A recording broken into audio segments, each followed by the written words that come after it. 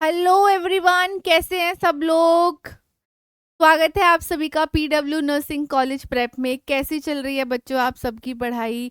I hope बहुत अच्छे से पढ़ रहे होगे। और वेलकम है आपका बायोकेमिस्ट्री की सेकंड क्लास में बच्चों। लास्ट क्लास का वीडियो ऑलरेडी ऐप में आ चुका है। आई होप सबने बहुत अच्छे से देखी वो वीडियो, आपके कमेंट्स भी मैंने देखे थे। तो आई एम हैप्पी टू सी कि आपको अच्छा लग रहा है अब हैंड रिटन नोट्स के साथ में। तो अब बच्चों आज से लास्ट क्लास में तो देखो हमने बायोकेमिस्ट्री का इंट्रोडक्शन पढ़ा था। बायोकेमिस्ट्री क्या होती है ना, प्रिंसिपल क्या है, क्या इंपॉर्टेंस है उसकी, ब्रांचेस क्या हैं, फिर क्यों नर्सिंग में हमको बायोकेमिस्ट्री पढ़ना है, यही सब हमने ओवरऑल उस दिन डिस्कशन किया था। अब आज से हमारी मेन सिलेबस हमारी शुरू हो रही है, यानी कि पिछली क्लास में मैंने आप सभी को सिलेबस यानी आपकी यूनिट्स बताई थी। आज आपकी पहली यूनिट है जिसके बारे में हम बात करने वाले हैं, जो कि है कार्बोहाइड्रेट्स।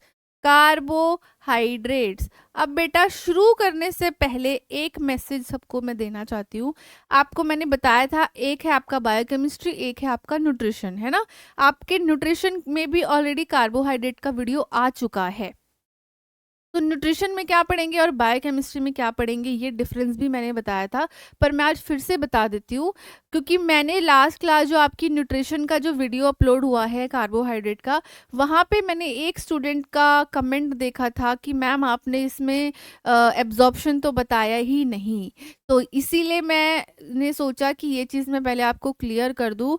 देखो बच्चों, जब आप न्यूट्रिशन में क्या पढ़ोगे ना, आप न्यूट्रिशन में पढ़ोगे सोर्सेज, फंक्शन, साथ साथ डेली की रिकमेंडेड वैल्यू कितनी होती है, यानी आरडीए कितना होता है। तो जैसे न्यूट्रिशन में कार्बोहाइड्रेट का वीडियो आ गया, उसमें आपने पढ़ा होगा कार्बोहाइड्रेट्स क्या होते हैं, है ना, उसकी क्या यूज़ है, सोर्सेस क्या है मेनली, और उनके फंक्शन क्या है, ये आपने कवर करा होगा न्यूट्रिशन में, और उतना ही पार्ट न्यूट्रिशन में आपका कवर होना है, राइट। लेकिन जो कार्बोहाइड्रेट का केमिकल स्ट्रक्चर है, यानी क्या उसकी फर्दर क्लासिफिकेशन है वो, देन फिर कार्बोहाइड्रेट कैसे मेटाबोलाइज होते हैं, एब्जॉर्प्शन कैसे हो रही है, सिंथेसिस कैसे हो रही है, जो डिफरेंट डिफरेंट साइकिल्स हैं, वो सब कुछ आप यहाँ पढ़ोगे। इवन जब आपके प्रोटीन्स वगैरह शुरू होंगे तो प्रोटीन आप वहाँ भी पढ़ोगे, लेकिन वहाँ सिर्फ आप सोर्सेज, फंक्शन, आरडीए ये सब पढ़ोगे बेटा। प्रोटीन की सिंथेसिस, प्रोटीन का एब्जॉर्प्शन, प्रोटीन का मेटाबॉलिज्म, ये सारी चीज़ें बायोकेमिस्ट्री में पढ़नी है। तो दो इसीलिए ना लास्ट क्लास में मैंने बायोकेमिस्ट्री क्या होती है वो बताया था, राइट। तो अब ये डिफरेंस क्लियर होना चाहिए सबको कि किस में हम क्या पढ़ने वाले हैं। न्यूट्रिशन में से सोर्सेज, फंक्शन, आरडीए ये सब पढ़ोगे, है ना। जो भी डिसऑर्डर्स हैं आपकी किसी भी पर्टिकुलर टॉपिक से रिलेटेड, डिसऑर्डर हो गई, मेटाबॉलिज्म हो गया, सिंथेसिस हो गया, ये सब कुछ आपका बायोकेमिस्ट्री में कवर होगा। वो न्यूट्रिशन में कवर नहीं होगा। आप लोग बहुत कंफ्यूज हो, मैंने देखा था कमेंट से, मुझे पता चल गया था। तो मैंने इसीलिए सोचा पहले मैं ये चीज़ क्लियर कर देती हूँ। तो आज बच्चों, क्योंकि कार्बोहाइड्रेट्स आपका बहुत एक तो इम्पॉर्टेंट चैप्टर भी है, एग्जाम में यहाँ से क्वेश्चन आते हैं, और कहाँ कहाँ से आते हैं ना वो मैं आपको साथ साथ बताती रहूँगी। इवन क्लास खत्म होगी तो एट द एंड हम क्वेश्चंस भी देखने वाले हैं। तो कार्बोहाइड्रेट काफ़ी बड़ा चैप्टर है, पूरा एक क्लास में तो नहीं हो सकता, क्योंकि एक क्लास में ना समझ में भी कुछ नहीं आएगा, सब कुछ दिमाग के अंदर खिचड़ी पक जाएगी, कुछ समझ नहीं आएगा।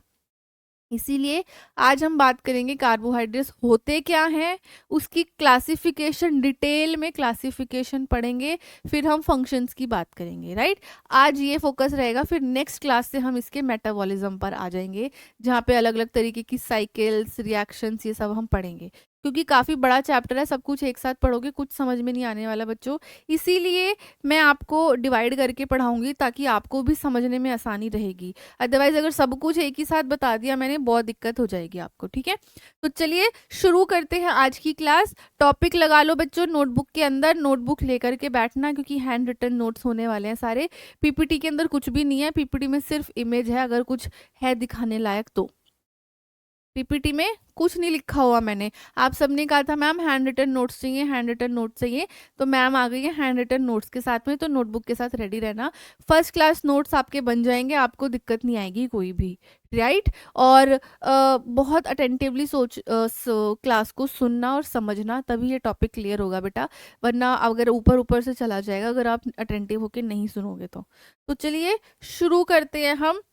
टॉपिक क्या रहेंगे आज के, सबसे पहले उसकी बात कर लेते हैं। तो आज हम बच्चों पढ़ने वाले हैं, वैसे मैं ओवरऑल पहले आपको बताती हूँ कि ये जो आपकी कार्बोहाइड्रेट की यूनिट है बायोकेमिस्ट्री की,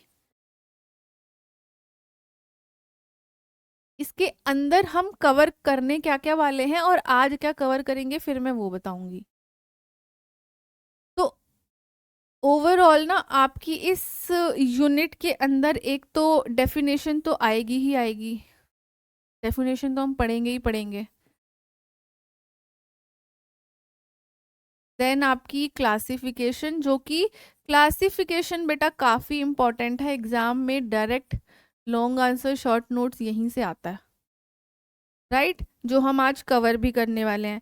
फिर हम बात करेंगे, नेक्स्ट क्लास में पढ़ेंगे मेटाबॉलिज्म, और मेटाबॉलिज्म भी काफ़ी बड़ा है। देन हम बात करेंगे एब्जॉर्प्शन के बारे में। इसके बाद हम बात करेंगे ब्लड ग्लूकोज का रेगुलेशन, यानी कि किस तरीके से जो हमारी ब्लड शुगर है वो रेगुलेट होती है। और फिर लास्ट में हम कवर अप करेंगे इसके डिसऑर्डर।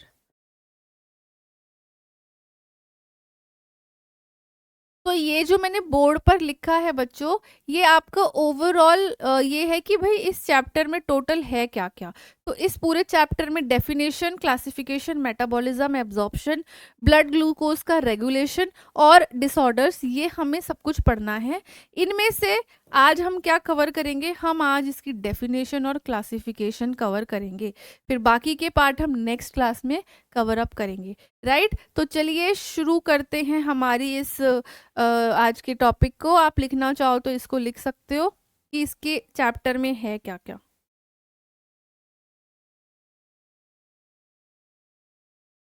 चलिए पॉज करके लिख लेना बेटा, रिकॉर्डेड वीडियो है आपके लिए, तो सबसे अच्छा फायदा तो यही है, जब मर्जी चाहो पॉज करो लिख लो। मैंने देखा था कुछ बच्चे बोल रहे थे मैम थोड़ा स्लो पढ़ाओ, कुछ बोलते हैं मैम फास्ट पढ़ाओ। तो पता है जो इसके लिए ना मेरे पास एक टिप है, जिनको लगता है ना मैम स्लो पढ़ा रही हैं, तो आप ना स्पीड बढ़ा लिया करो वीडियो की, 1.5 या 2x कर लिया करो। और जिसको लगता है स्लो है तो जिसको लगता है फास्ट है तो वो स्लो भी कर सकता है। ये दोनों तरीके के सेटिंग्स आपके पास अवेलेबल हैं, तो ये आप कर लेना बच्चों, आपकी प्रॉब्लम सॉर्ट आउट हो जाएगी, क्योंकि मैं बहुत स्लो भी नहीं पढ़ा सकती और बहुत ज़्यादा फास्ट भी मैं नहीं पढ़ा सकती, है ना। तो चलिए बात करते हैं कार्बोहाइड्रेट्स की। सबसे पहले बच्चों कार्बोहाइड्रेट्स होते क्या हैं, सुनी होगी ये टर्म, बहुत बार सुनी होगी मेरे हिसाब से, बचपन से ही सुनते आ रहे हो, स्कूल में भी हम पढ़ते थे डाइट के बारे में, है ना। बैलेंस डाइट पढ़िए, बैलेंस डाइट तो सबने पढ़ी होगी स्कूल में, उसमें एक प्लेट की इमेज डायग्राम बनवाया जाता था, उस प्लेट में सबसे बड़ा भाग कौन सा होता था, कार्बोहाइड्रेट का। और हमारी जो इंडियन डाइट है ना बच्चों, जो इंडियन डाइट है उसमें मोस्टली लोग जो है कार्बोहाइड्रेट ही खाते हैं, बाकी के एलिमेंट्स पे ध्यान ही नहीं देते, प्रोटीन फाइबर इन चीज़ों पे ध्यान ही नहीं देते, मोस्टली कार्बोहाइड्रेट ही खाए जाते हैं। ये जो चावल रोटी ये सब भर भर के हम खाते हैं ना, ये हमें कार्बोहाइड्रेट है ये सब कुछ, है ना। तो उसी कार्बोहाइड्रेट को आज हम बायोकेमिस्ट्री की भाषा में पढ़ेंगे, इसको हम बायोकेमिकल भाषा में पढ़ेंगे, है ना। तो चलिए शुरू करते हैं, क्या है व्हाट इज कार्बोहाइड्रेट, क्या होते हैं कार्बोहाइड्रेट, लिखते जाना बेटा। कार्बोहाइड्रेट है most abundant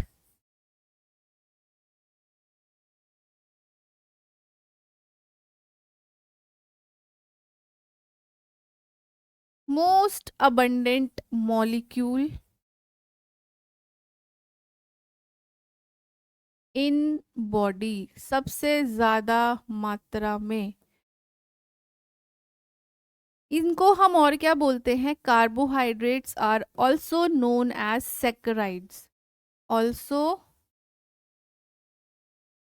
known as saccharides, SACCH RIDES, saccharides. ये दूसरा नाम है बच्चों, जो मोस्ट अबेंडेंट मॉलिक्यूल हमारी बॉडी में प्रेजेंट होता है वो है कार्बोहाइड्रेट। कार्बोहाइड्रेट को हम और क्या बोलते हैं, सैकराइड्स बोलते हैं। मैं ना ब्लैक से लिखती हूँ, ब्लैक ज़्यादा अच्छा रहेगा। Also known as saccharides. इनका बायोकेमिस्ट्री की भाषा में अगर इसको कुछ बोला जाता है तो क्या बोला जाता है, कार्बोहाइड्रेट। इसको नहीं बोल, मतलब कार्बोहाइड्रेट तो है इसका नाम, लेकिन साथ साथ बायोकेमिस्ट्री की भाषा में इसका जो नाम रहता है वो है सैकराइड्स। क्लियर है बेटा? सिंपल है। अभी तक सबसे ज़्यादा अबंडेंट है हमारी बॉडी में, मेजर सोर्स ऑफ एनर्जी है जो हमें कहाँ किससे मिलती है, कार्बोहाइड्रेट से ही मिलती है, राइट। लेकिन अगर हम बायोकेमिस्ट्री की भाषा में बात करें तो ये कार्बोहाइड्रेट्स क्या होते हैं? कार्बोहाइड्रेट होते हैं, मैं लिखती हूँ फिर मैं आपको समझाऊंगी। एल्डिहाइड, और ये या तो एल्डिहाइड के डेरिवेटिव होते हैं या ये कीटोन डेरिवेटिव होते हैं। एल्डिहाइड और कीटोन डेरिवेटिव किसके किसके डेरिवेटिव होंगे? Poly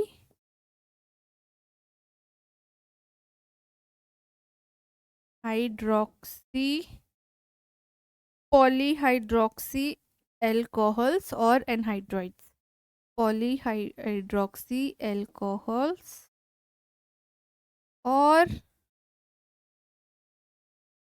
N hydrides.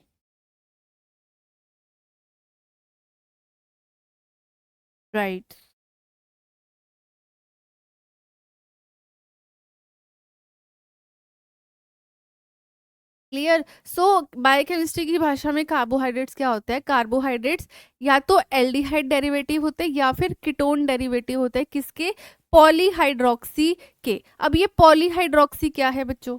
ये पॉलीहाइड्रोक्सी क्या चीज है? पॉली मीन्स, पॉली का मतलब होता है बहुत सारे, है ना? मैं हिंदी में ही लिख रही हूँ यहाँ। पॉली मीन्स बहुत सारे मॉलिक्यूल, बहुत सारे। एंड हाइड्रोक्सी मतलब,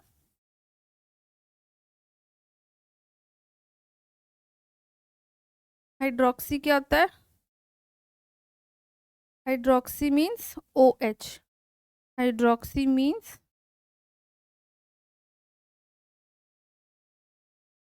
ओ एच।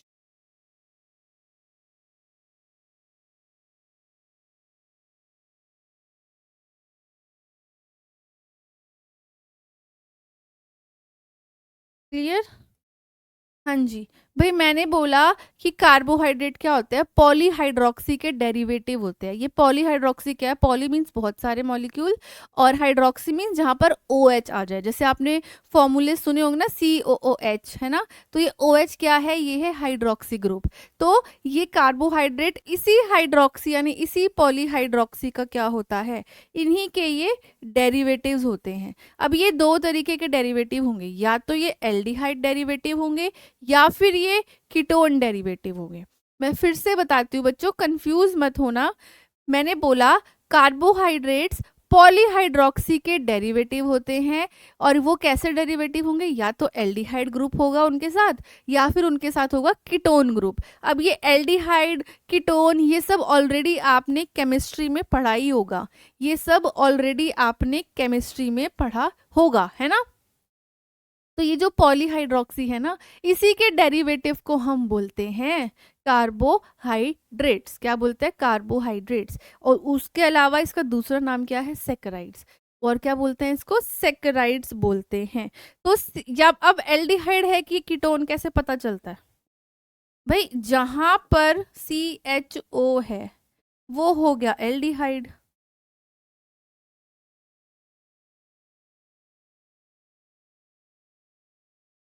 और जहां पर स्ट्रक्चर में आपको ये दिख जाए यानी CO दिख जाए तो वो क्या है? कीटोन, है ना? ये स्ट्रक्चर याद है, केमिस्ट्री में पढ़ते हैं हम। तो जहां पर CHO इस तरीके से लिखा हो वो होगा आपका एल्डिहाइड ग्रुप। कौन सा ग्रुप होगा? एल्डिहाइड ग्रुप होगा। कौन सा ग्रुप होता है बेटा? एल्डिहाइड ग्रुप होता है।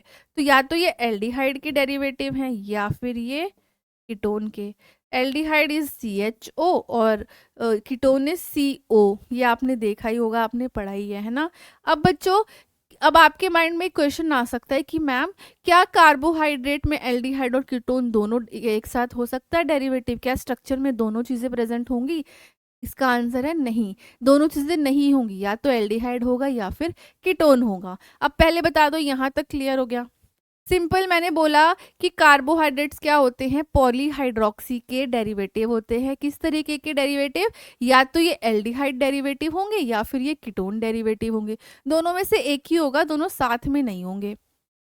हाइड्रोक्सी क्या था? जहाँ पे OH था, है ना, जहाँ OH अटैच हो वो क्या है? हाइड्रोक्सी है। वो क्या है? हाइड्रोक्सी है।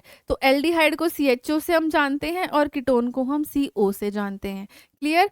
ये इतना क्लियर है पहले, फिर हम आगे चलते हैं। ये आप लिख लो, इसी तरीके से लिख लो नोटबुक में।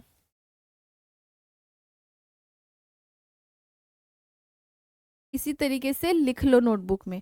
दूसरा, अब ये जो कार्बोहाइड्रेट होता है इसका फॉर्मूला वैसे एग्जाम में कोई पूछेगा नहीं, पर फिर भी पता होना चाहिए, लिख लो। CnH2n ON, CnH2n ON। और यहाँ पर ये N क्या है?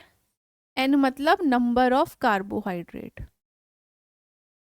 कि कितने हैं, 1 है, 2 है, 3 है, 4 है, 5 है।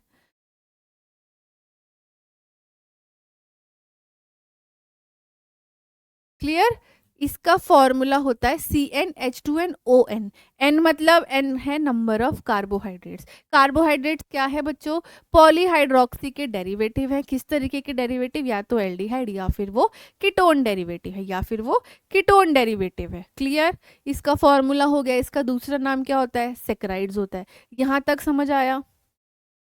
अब ये देखो बेटा, ये जो मैं एल्डिहाइड और आपको कीटोन बोल रही हूँ, ये उसी का स्ट्रक्चर है। अब एग्जाम में ना ये बनाने के लिए नहीं आता, टेंशन मत लेना इसको देख करके। इससे आपको याद भी आया होगा कि केमिस्ट्री में हाँ हम पढ़ते थे। अब कैसे पता चलेगा इसमें एल्डिहाइड ग्रुप कौन सा है और इसके अंदर कीटोन ग्रुप कौन सा है? सबसे पहले तो देखते हैं पॉलीहाइड्रोक्सी। सबसे पहले हम इसमें देखेंगे पॉलीहाइड्रोक्सी, क्योंकि उसी का तो क्या है, ये उसी के डेरिवेटिव है ना। पॉलीहाइड्रोक्सी मतलब, पॉलीहाइड्रोक्सी मतलब जहां हमें OH दिखेगा। तो सबसे पहले यहाँ ध्यान दो, ये है एल्डिहाइड ग्रुप। देखो कितने OH दिख रहे हैं आपको, कितने OH हैं, कितने OH हैं? 1 2 3, है ना, 1 2 3 4, है ना। Yes, so this is your aldehyde, क्योंकि हमें मिल गया यहाँ पर हाइड्रोक्सी ग्रुप, हमारा ये रहा, और जहां हमारा ये CHO आ गया, that is your aldehyde group. वहीं बात करते हैं कीटोन ग्रुप की। ये रहे हमारे हाइड्रोक्सी ग्रुप 1 2 3 4, है ना, और ये है हमारा कीटोन। ये है हमारा कीटोन। मैंने कहा था ना, जहां पर ये हो इसका मतलब कीटोन है, जहां पर ये है इसका मतलब एल्डिहाइड है।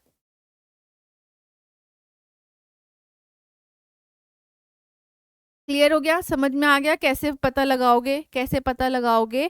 किसके डेरिवेटिव है? पॉलीहाइड्रोक्सी के। पॉलीहाइड्रोक्सी क्या है? ये पॉलीहाइड्रोक्सी है OH। ये क्या है? पॉलीहाइड्रोक्सी ग्रुप है। ये सारे क्या है? पॉलीहाइड्रोक्सी ग्रुप है। इन्हीं के डेरिवेटिव होते हैं कार्बोहाइड्रेट। अब वो दो तरीके के हो सकते हैं, या तो एल्डिहाइड या कीटोन। कीटोन कैसा होगा? कीटोन ऐसा होगा। एल्डिहाइड कैसा होगा? एल्डिहाइड ऐसा होगा। समझ में आ गया? यही है, बस यही है कार्बोहाइड्रेट। यही है आपका कार्बोहाइड्रेट। ये बनाने के लिए पेपर में नहीं आएगा, ये कोई नहीं पूछता, ये केमिकल स्ट्रक्चर बेटा कोई नहीं पूछता। बात करते हैं डाइटरी सोर्सेज की। आपने न्यूट्रिशन में भी मोर स्पेसिफिकली अच्छे से आपने सोर्सेज तो पढ़े ही होंगे इसके, है ना। सोर्सेज तो पढ़े ही होंगे। किस किस से मिलता है बता दो, किस किस से मिलता है? ग्रेन्स, जो ग्रेन्स हैं, पल्सेस हैं, उनका प्लांट जो है उनसे मिलेगा। देन उसके अलावा किससे मिल सकता है? कुछ फ्रूट्स और वेजिटेबल्स में भी मिलता है। फ्रूट में भी मिलेगा, कुछ वेजिटेबल में भी मिलेगा, साथ साथ कुछ फंगस में भी होता है। किस तरीके की? एडिबल फंगस, जैसे कि मशरूम।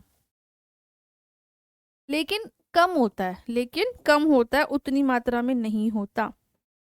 तो और अच्छे से आपने इसके सोर्सेस न्यूट्रिशन में ऑलरेडी कवर अप करे होंगे, है ना, सोर्सेस पढ़े होंगे अच्छे से। यहाँ तो मैं ओवरव्यू के लिए जस्ट आपको बता रही थी। तो बेटा यहाँ तक क्लियर हो गया, कार्बोहाइड्रेट क्या है, पॉलीहाइड्रोक्सी के डेरिवेटिव है, या तो एल्डिहाइड या कीटोन, राइट। इनका दूसरा नाम क्या है, सैकराइड्स। अब नेक्स्ट बेटा बात करेंगे क्लासिफिकेशन की, और बहुत ही इंपॉर्टेंट है। मैं पहले एक फ्लो चार्ट बना रही हूँ, वो आप भी बना लो, और फिर उसके बाद एक एक करके उसकी पूरी हम कहानी सुनेंगे। अब ये क्लासिफिकेशन किस पर बेस्ड है, ये किस पर बेस्ड होगी, क्लासिफिकेशन जिसकी हम बात कर रहे हैं, ये बेस्ड होगी number of unit present in the molecule. किस पर बेस्ड है, बेस्ड ऑन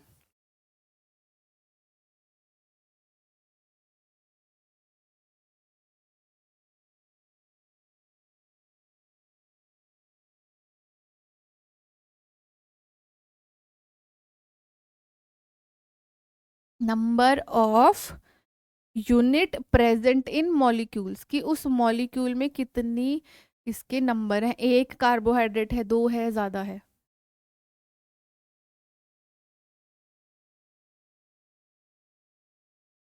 चलिए, अब बात करेंगे बच्चों इसकी क्लासिफिकेशन की, और एक फ्लो चार्ट बनाएंगे। ठीक है, कार्बोहाइड्रेट है हमारे पास, इसको बेटा आपको डिवाइड करना है चार भागों में।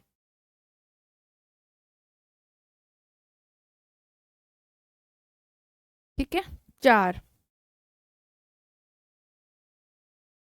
सबसे पहले आएगा, अब हम लेते हैं दूसरा पेन। सबसे पहले होते हैं बेटा मोनोसेक्राइड्स, मोनो, मोनो यानी एक, मोनोसेक्राइड्स। ठीक है, फिर आएंगे डाइसेक्राइड, फिर क्या आएंगे, डाइसेक्राइड, डाई यानी दो।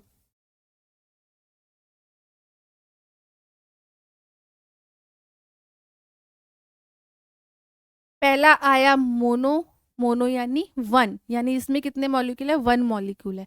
फिर आया डाइसेक्राइड, डाई मतलब टू, यानी इसमें कितने मॉलिक्यूल है, टू हैं। फिर इसके बाद चलते हैं नेक्स्ट, नेक्स्ट है ओलिगो, नेक्स्ट है ओलिगो, ओलिगो सेक्राइड्स, राइट। कौन सा हो गया, ओलिगोसेक्राइड। और इसके बाद लास्ट आएगा पॉलीसेक्राइड्स, लास्ट आएगा बच्चों पॉली।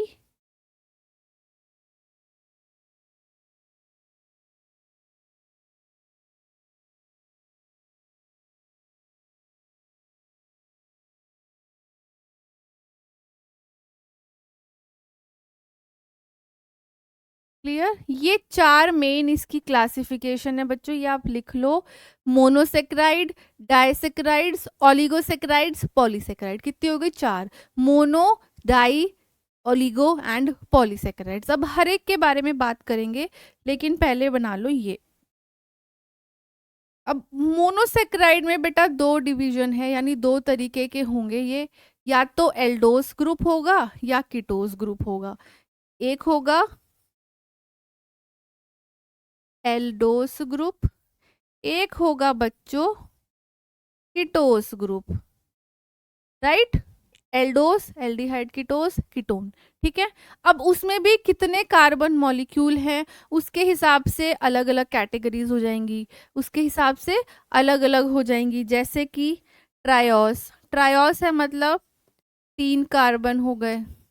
ये पढ़ेंगे अभी हम आगे, टेंशन ना लो, ये हम अभी आगे डिस्कस करेंगे, अभी आप बनाते जाओ बस। ट्रायोस, टेट्रा, टेट्राओस,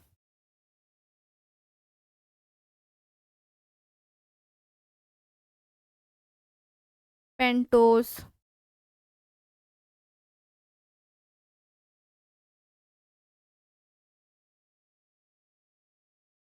हेक्सोस,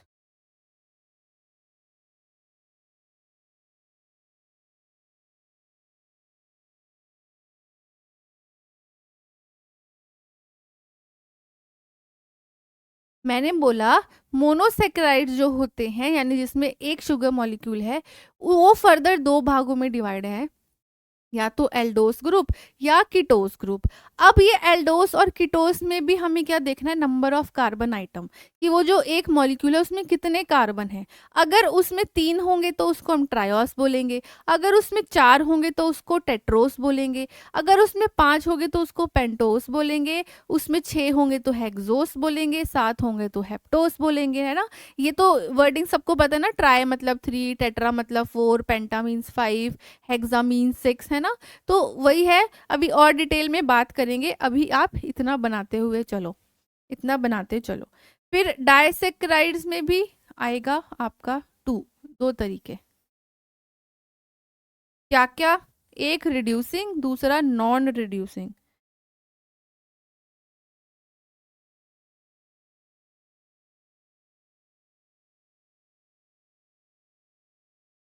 एक रिड्यूसिंग, दूसरा,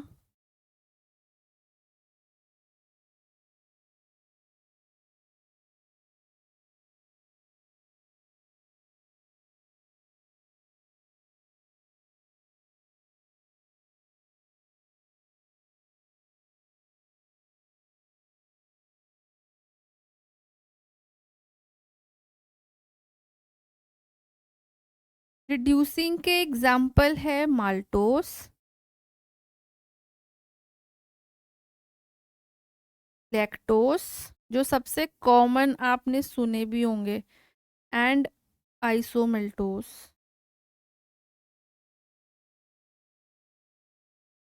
नॉन रिड्यूसिंग का है सुक्रोस, राइट, ये तो है डाइसेक्राइड। नेक्स्ट है ओलिगो। ओलिगो के दो एग्जाम्पल जो मेनली हम बात करेंगे वो है माल्टो ट्रायोस, और दूसरा है रेफिरॉस, RAFFIRO,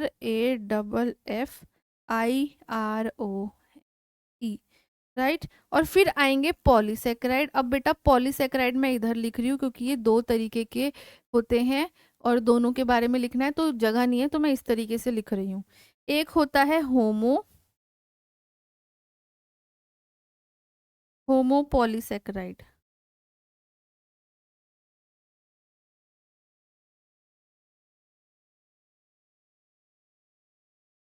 और एक होता है हेटेरो।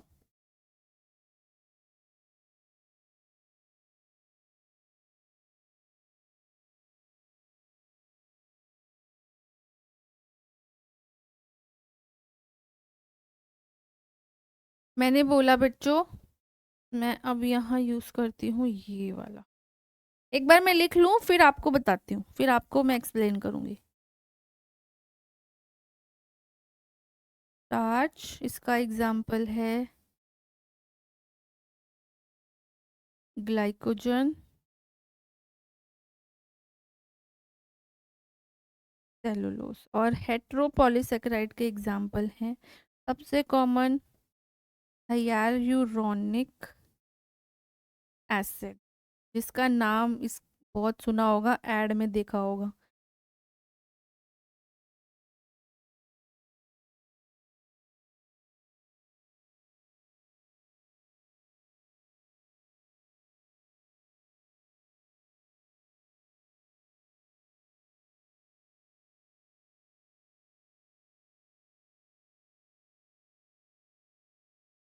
हाँ जी, ये बना लो बच्चों, पहले पहले आप ये बना लो अपनी नोटबुक्स में, फिर इन डिटेल बात करेंगे इनके बारे में, एक एक के बारे में आराम से अच्छे से समझाऊंगी, कोई कंफ्यूजन नहीं रहेगी। ये फ्लो चार्ट बना लो क्योंकि पेपर में क्लासिफिकेशन का क्वेश्चन आता है, पेपर में क्लासिफिकेशन का बच्चों क्वेश्चन जो है आता है, तो इसको ज़रूर पहले बना लो। कैसे बना है मैडम, हटो तो सही, अभी हट रही हूँ, बस थोड़ा आपके लिए इजी कर दूं कि आपको डिफरेंस पता चल जाए, एक में एक ना घुस रहा हो। हाँ जी, ये है बच्चों, बना लो इसको फिर बात करते हैं।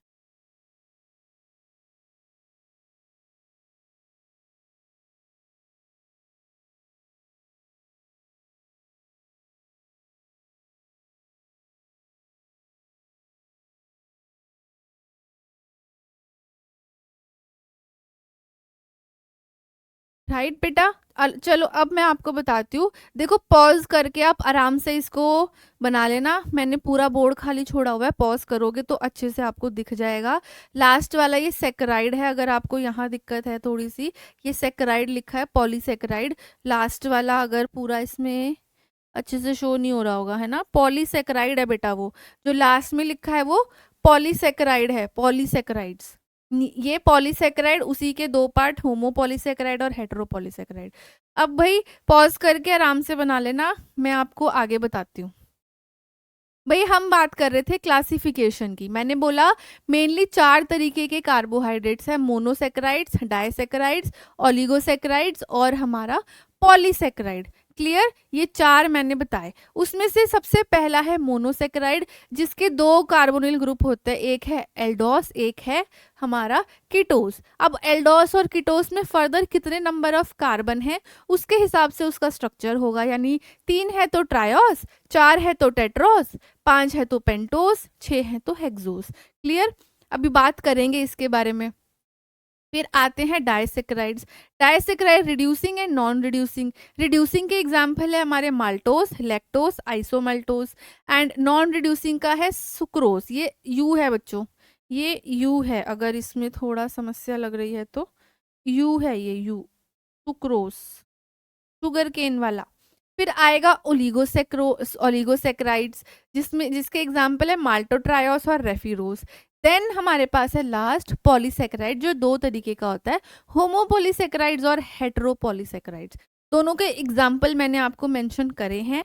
अब इन डिटेल हर एक कैटेगरी के बारे में बात करेंगे ताकि समझ में आ जाए कि मोनोसेक्राइड क्या है, डाई क्या है, पॉली क्या है, ओलिगो क्या है। ठीक है, तो नेक्स्ट चलते हैं बच्चों, हेडिंग लगा लो।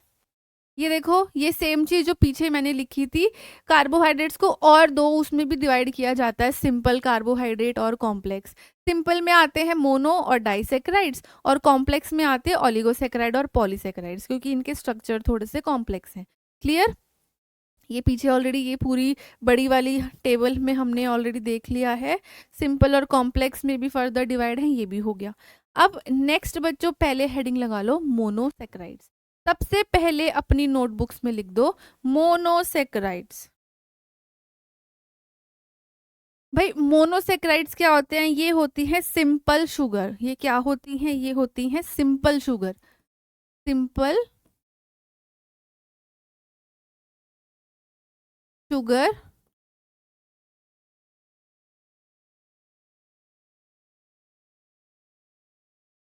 simple sugar which can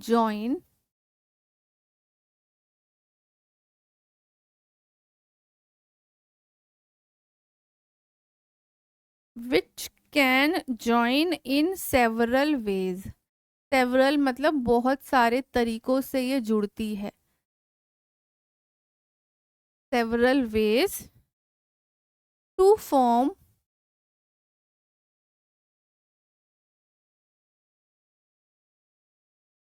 die oligo and polysaccharide.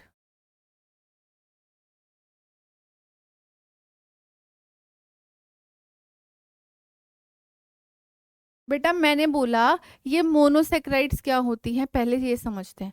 Monosaccharides बच्चों सिंपल शुगर्स हैं जो बहुत अलग अलग तरीके से जुड़ करके बनाती हैं, या तो डाइसेक्राइड्स या फिर ओलिगोसेक्राइड या फिर पॉलीसेक्राइड। क्लियर, फिर से बोलती हूँ, मोनोसेक्राइड सिंपल शुगर है जो अलग अलग तरीके से जुड़ करके या तो बना सकती हैं आपकी डाइसेक्राइड्स या ओलिगो या फिर पॉलीसेक्राइड्स। क्लियर, अब ये मोनोसेक्राइड्स में दो डिवीजन है। पहला कि उनका कार्बोनिल ग्रुप क्या है। कार्बोनिल ग्रुप यानी कि वो एल्डिहाइड है, वो एल्डोस है, या फिर वो कीटोन है या कीटोस है।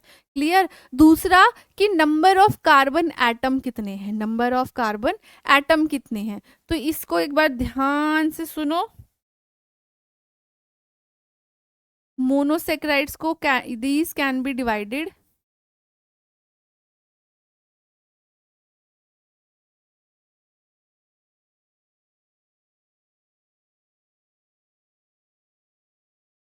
these can be divided in 2 groups। इनको हम 2 ग्रुप में बच्चों बांट सकते हैं। कौन कौन से ग्रुप? पहला उनका केमिकल नेचर, पहला ग्रुप उनका केमिकल नेचर, कि भाई उनका केमिकल नेचर क्या है। पहला ग्रुप क्या रहता है? Chemical nature of carbonyl group.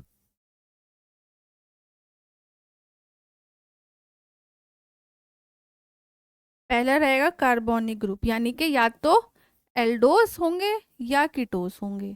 तो भाई उनका केमिकल नेचर अगर एल्डोस है तो वो एल्डोस कहलाएंगे, अगर उनका केमिकल नेचर कीटोन वाला है तो वो कीटोस कहलाएंगे। राइट? मैंने क्या बोला? मोनोसेक्राइड सिंपल शुगर है जो अलग अलग तरीके से जुड़ करके क्या बनाएंगी? डाई, ओलिगो या फिर पॉलीसेक्राइड्स। इनको हम दो तरीके से बांट सकते हैं। कैसे? पहला उनके केमिकल नेचर पे, किसके केमिकल नेचर पे? उनके कार्बोनिल ग्रुप के केमिकल नेचर पे, यानी कि या तो वो एल्डोस ग्रुप हो सकती है या फिर वो बच्चों कीटोस ग्रुप हो सकती है। फिर दूसरा है नंबर ऑफ कार्बन एटम्स।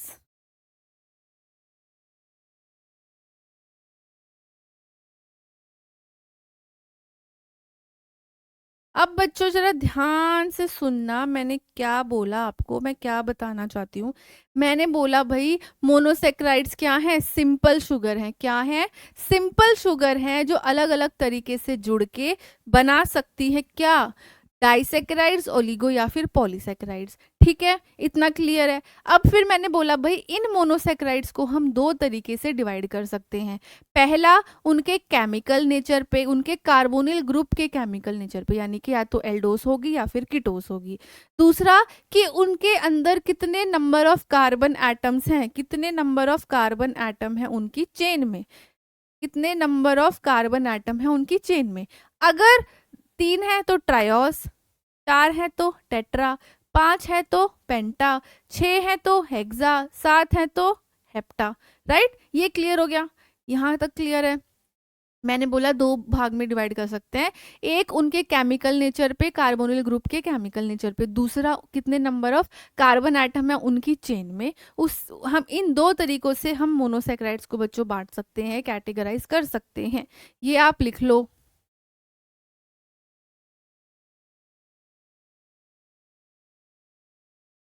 ये आप लिख लो। केमिकल नेचर में दो ही तरीके होंगे, या तो एल्डोस ग्रुप या कीटोस ग्रुप, और नंबर ऑफ कार्बन कितने हैं उसके हिसाब से वेरी करेगा, या तो होंगे ट्रायोस या टेट्रोस, पेंटोस, हेक्सोस। ये क्या है? ये टेट्रा, पेंटा, हेप्टा, ये क्या है? ये है नंबर ऑफ कार्बन एटम। ये कितने नंबर हो गए? ये है नंबर ऑफ कार्बन एटम। मैं यहाँ लिख भी देती हूँ, 3, 4, 5, 6। और हेप्टा है तो 7, हेप्टा है तो 7।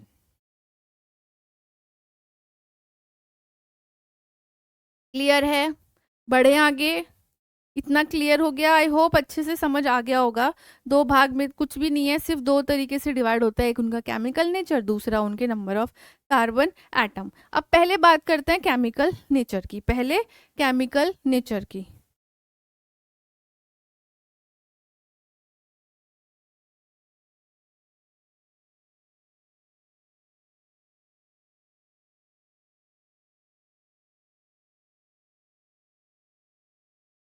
मैंने क्या बोला? केमिकल नेचर किसका होगा? उनके कार्बोनिल ग्रुप, यानी कि दो, या एक होगा एल्डोस,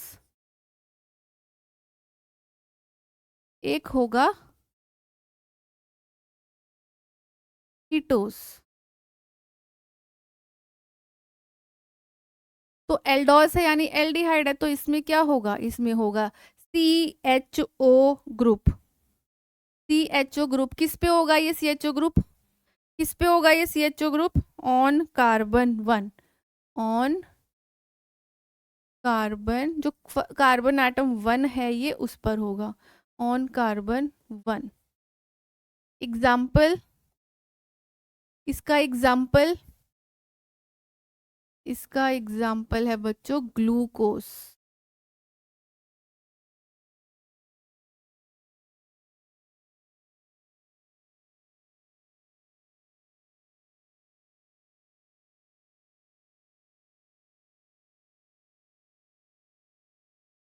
इसका एग्जाम्पल है ग्लूकोज। और कीटोस की बात की, यानी इसमें कौन सा ग्रुप है, इसमें है कीटोन ग्रुप। इसमें क्या है, कीटोन, GROUP, इसमें है बच्चों कीटोन ग्रुप, यानी के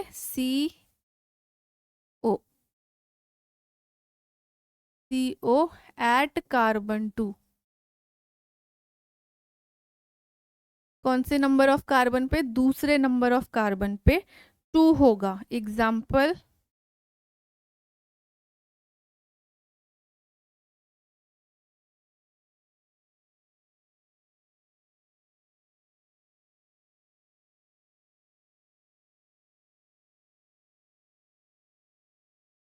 हाँ जी, मैंने क्या बोला, केमिकल नेचर के हिसाब से दो दो ग्रुप हो सकते हैं, एक एल्डोस एक कीटोस। एल्डोस यानी जहाँ पर CHO है, कहाँ होगा लेकिन ये CHO, कार्बन 1 पे होगा। एग्जाम्पल है ग्लूकोज। फिर मैंने बोला दूसरा होगा कीटोस। कीटोस यानी कौन सा ग्रुप होगा, कीटोन ग्रुप होगा। कौन से कार्बन पे, कार्बन 2 पे। एग्जाम्पल है फ्रक्टोस, एग्जाम्पल है फ्रक्टोस। तो ये दोनों का हो गया एग्जाम्पल, ये क्या हो गया, दोनों का एग्जाम्पल। अब वापस चलते हैं, ये कार्बन 1 कार्बन 2 पे चलते हैं, जरा ये इधर आ जाओ। हाँ जी, ये देखा था ना, ये कौन सा ग्रुप है, कीटोन ग्रुप। कहाँ पर है, कार्बन 2 पे। ये कौन सा है, एल्डिहाइड ग्रुप। ये कहाँ पर है, 1 पे। बस यही है, बस यही है। यहाँ तक कोई डाउट, यहाँ तक कोई doubt.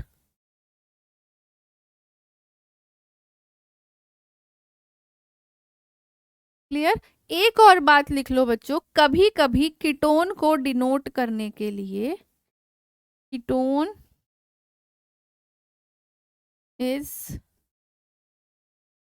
Also denoted by suffix उल।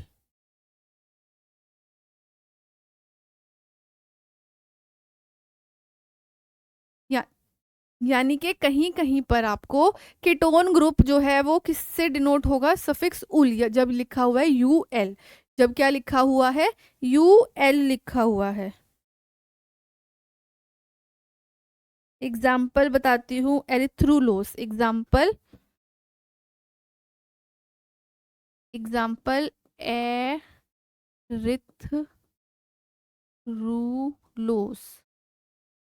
यहाँ पे जो ये UL है, ये जो UL है ये है आपका कीटोन ग्रुप।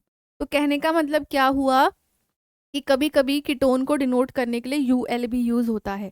तो इस तरीके से UL आपको दिख सकता है।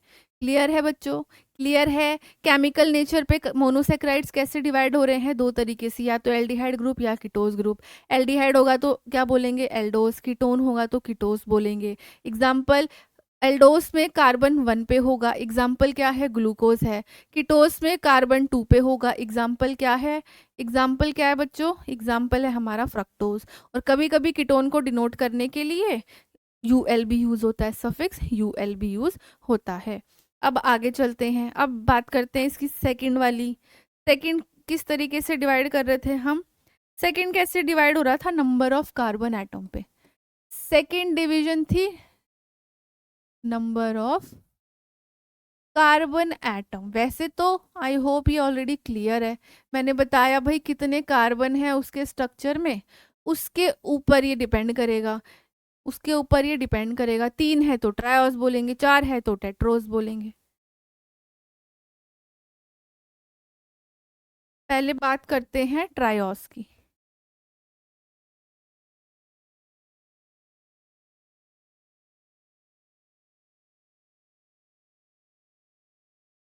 ट्रायोस है बेटा स्मॉलेस्ट, स्मॉलेस्ट है ये, 3 से कम तो होंगे ही नहीं। ये क्या है, ये स्मॉलेस्ट मोनोसेक्राइड है, यानी कि 3 से कम होगा ही नहीं। इसीलिए हमने शुरुआत किससे की, ट्रायोस से की। इसीलिए किससे की, ट्रायोस से की। मोनोसेक्राइड्स, हाँ ठीक तो है स्पेलिंग। यानी ये क्या है, स्मॉलेस्ट मोनोसेक्राइड है, विद कितने एटम है इसमें, कार्बन के कितने एटम हो गए बता दो अब तो कोई डाउट नहीं होना चाहिए। With 3 carbon atom, 3 carbon atom, क्योंकि क्या लिखा हुआ है, ट्रायोस, और ट्राई का मतलब ही क्या होता है, 3 होता है। एग्जाम्पल लिख लो इसका। इसका एग्जाम्पल है ग्लिसरल्डिहाइड, ग्लिसरल्डिहाइड, ये इसका एग्जाम्पल है। हाइड्रोक्सी एसीटोन भी इसका एग्जाम्पल है।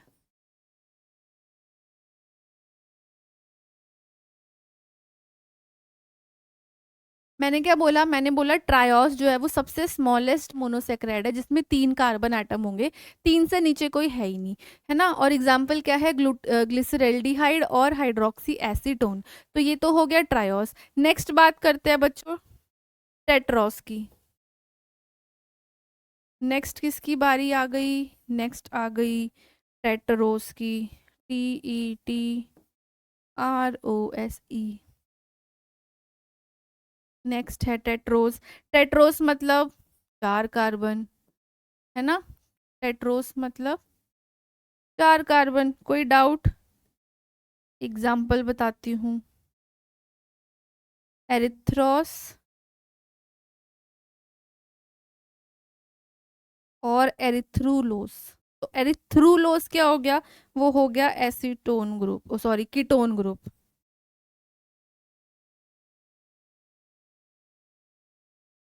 कैसे पता लगा ये कीटोन ग्रुप है, क्योंकि यूएल है इधर। कैसे पता लगा कीटोन ग्रुप है, क्योंकि सफिक्स यूएल यूज हो रहा है। क्लियर। टेट्रोस मीन्स जिसमें 4 कार्बन एटम होंगे, एग्जाम्पल है एरिथ्रोस और एरिथ्रुलोस। एरिथ्रुलोस आपका कीटोन वाला ग्रुप है क्योंकि यूएल सफिक्स इसमें यहाँ पर यूज हो रहा है। यहाँ तक क्लियर। नेक्स्ट आएगा पेंटोस। पेंटोस मतलब कितने कार्बन होंगे अब बता दो, कितने कार्बन होंगे भाई, 5। पेंट मतलब 5, पेंटोस, पेंटोस में होंगे 5 कार्बन। इसका भी एग्जाम्पल ले लेते हैं, इसका एग्जाम्पल है राइबोस और है आपका जाइलुलोस।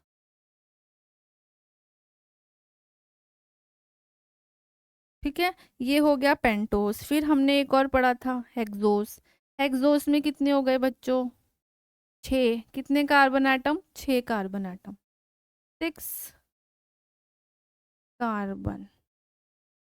एग्जाम्पल,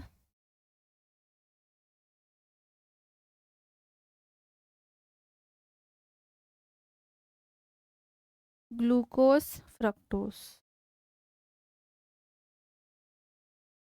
हाँ जी क्लियर, यहाँ तक तो क्लियर होना चाहिए। मैंने बोला, हम बात कर रहे थे मोनोसेक्राइड्स। मोनोसेक्राइड्स क्या है बच्चों, सिंपल शुगर हैं जो अलग अलग तरीके से जुड़ करके या तो डाई बना सकती हैं या ओलिगो बना सकती हैं या पॉलीसेक्राइड बना सकती हैं।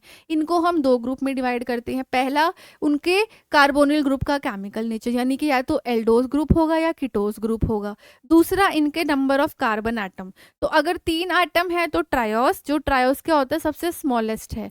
Then tetrose, pentose, hexose. यही चीज मैंने आपको यहाँ पर बताई है विद एग्जाम्पल। कोई डाउट, यहाँ तक तो कोई डाउट नहीं होना चाहिए।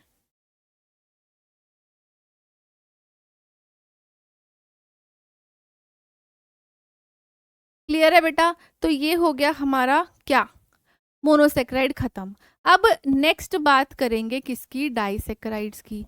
नेक्स्ट किसकी बात करेंगे बच्चों, डाइसेक्राइड्स की बात करेंगे। Now what is disaccharide.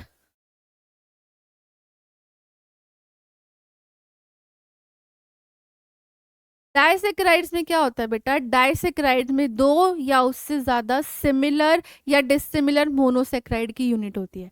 Disaccharide में क्या होता है, 2 या उससे ज्यादा सिमिलर या डिसिमिलर यूनिट होगी किसकी, मोनोसेक्राइड्स की। यानी जो मोनोसेक्राइड है एक जैसे या 2 सिमिलर या डिसिमिलर, उनसे बनता है हमारा डाइसेक्राइड। क्लियर। तो क्या होता है डाइसेक्राइड में होगा,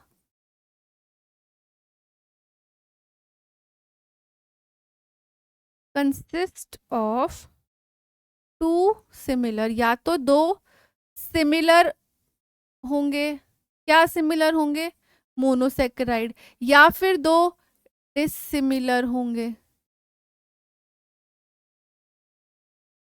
डिसिमिलर की स्पेलिंग, सिमिलर, हाँ, या तो दोनों सिमिलर होंगे या दोनों डिसिमिलर होंगे, क्या, मोनोसेक्राइड्स, या तो दो सिमिलर या दोनों डिसिमिलर मोनोसेक्राइड होंगे, जुड़े हुए, लेकिन क्या होंगे, जुड़े हुए होंगे एक दूसरे से एक बॉन्ड के थ्रू, लिंक्ड टुगेदर,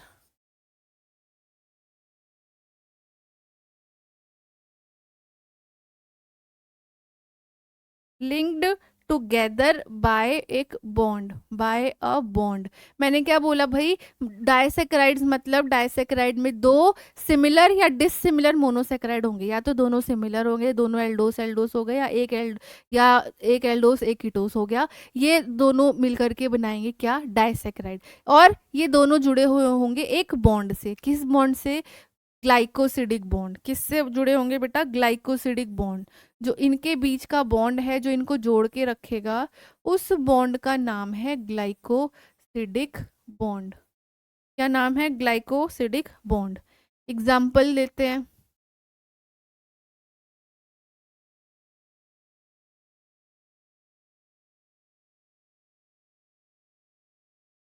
माल्टोस,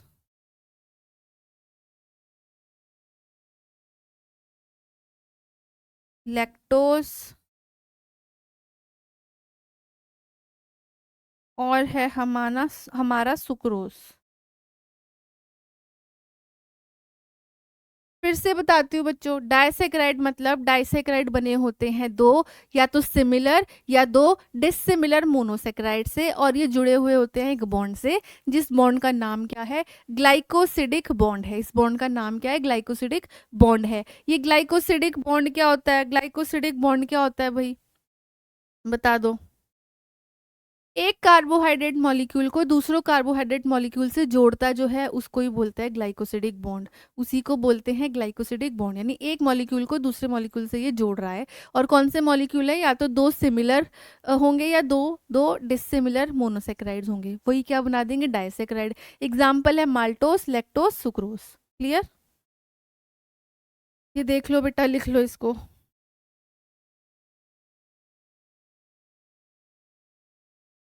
अब ये जो माल्टोस हमने देखा, ये माल्टोस क्या होता है, हाइड्रोलाइज हो जाता है माल्टोस।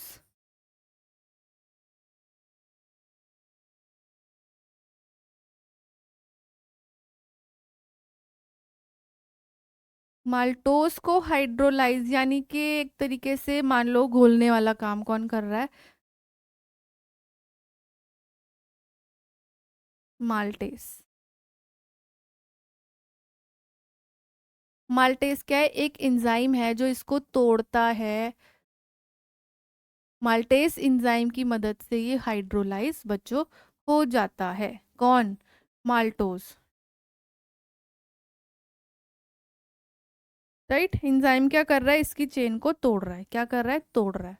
दूसरा एग्जाम्पल था लैक्टोस, जो हमें थोड़ा सा इसके बारे में पता होना चाहिए।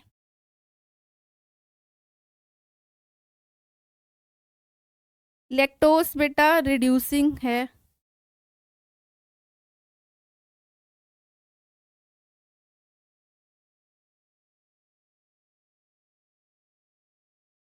रिड्यूसिंग डाइसेक्राइड है, कहाँ प्रेजेंट होता है, मिल्क में। मैं लिख रही हूँ, लिख लेना आप लोग भी।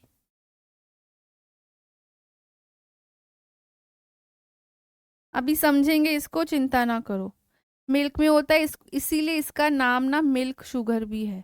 इसीलिए इसको मिल्क शुगर बोलते हैं, क्योंकि ये दूध में प्रेजेंट होता है। और लैक्टोज को तोड़ने का काम कौन करता है बच्चों, एक एंजाइम जिसका नाम क्या है, लैक्टेस।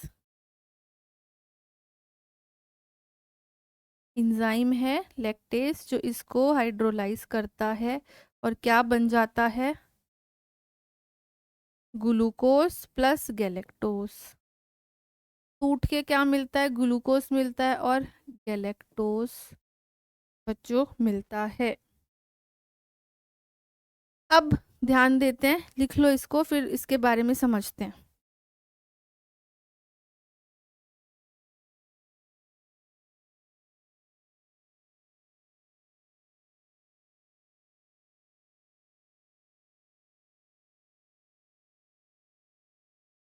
हाँ जी, मैंने बोला बच्चों ये जो डाइसेक्राइड है ये दो सिमिलर या डिससिमिलर मोनोसेक्राइड से मिलके बना होता है और ये जुड़े हुए होते हैं एक बॉन्ड से जिसका नाम क्या था बेटा, ग्लाइकोसिडिक बॉन्ड था, है ना। फिर मैंने एग्जाम्पल बताया आपको माल्टोस, लैक्टोस और सुक्रोज। माल्टोस मैंने बताया, माल्टोस को हाइड्रोलाइज किया जाता है एक एंजाइम के द्वारा, उस एंजाइम का नाम है माल्टेज। हाइड्रोलाइज मतलब कि इसकी जो केमिकल रिएक्शन है उसको तोड़ दिया जाता है, जब भी ये वाटर में मिक्स होगा तो इसको तोड़ दिया जाएगा, कौन किसकी मदद से, एंजाइम की मदद से। क्या नाम है उस एंजाइम का, माल्टेज नाम है, ठीक है। फिर हमने बात की लैक्टोज की। लैक्टोज बेटा रिड्यूसिंग मोनोसेक्राइड होता है, ये कहाँ प्रेजेंट है, मिल्क में प्रेजेंट होता है। कब बनता है ये, लैक्टेशन के टाइम पर बनता है, मेमोरी ग्लैंड्स में, मेमोरी ग्लैंड्स में बनता है लैक्टेशन के टाइम। ये मिल्क में प्रेजेंट है इसलिए इसको मिल्क शुगर भी बोलते हैं। और लैक्टोज को तोड़ने का काम एक एंजाइम करता है, क्या नाम है उसका, लैक्टेज है। तोड़ के क्या बनाता है, ग्लूकोज और गैलेक्टोज बनाता है, ग्लूकोज और गैलेक्टोज बनाता है।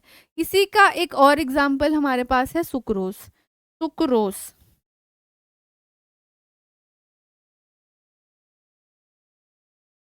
सुक्रोज किसमें मिलेगी, सुक्रोज को हम नेक्स्ट पेज पे लिखते हैं, है ना, यहाँ बहुत खिचपिच हो जाएगी। सुक्रोज को लिखते हैं अगले पेज पे, सुक्रोज।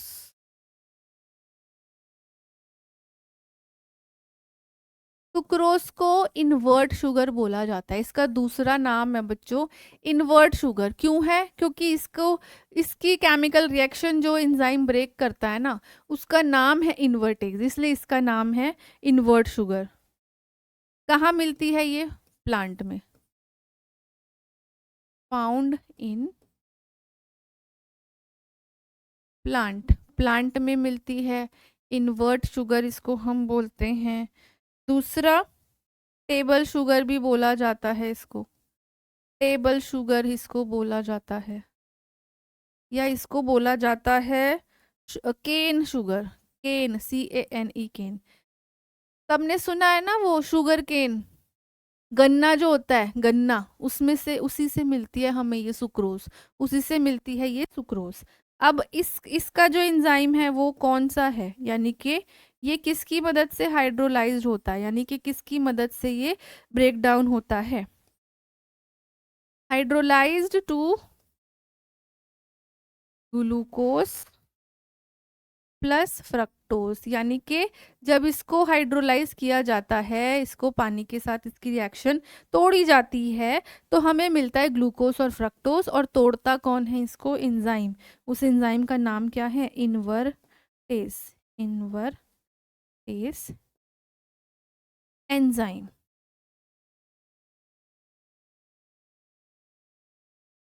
मैंने बोला, मैं फिर से बोलती हूँ बेटा, मैंने, हम बात कर रहे थे सुक्रोज की, क्या है ये सुक्रोज, क्या है, डाइसेक्राइड है। इसको इन्वर्ट शुगर बोलते हैं, ये प्लांट्स में मिलता है। इसको टेबल शुगर भी बोला जाता है, इसको केन शुगर भी बोला है, केन यानी शुगर केन, गन्ना सुना होगा सबने। इसको तोड़ने का काम जो एंजाइम करता है उस एंजाइम का नाम है इन्वर्टेज, इन्वर्टेज। और जब ये टूटता है तो हमें क्या मिलेगा, ग्लूकोज और फ्रक्टोस मिलेगा, क्या मिलेगा, ग्लूकोज और फ्रक्टोस मिलेगा। क्लियर, ये क्या हो गए हमारे तीन एग्जाम्पल हो गए, किसके, डाइसेक्राइड के, किसके हो गए, डाइसेक्राइड के तीन एग्जाम्पल।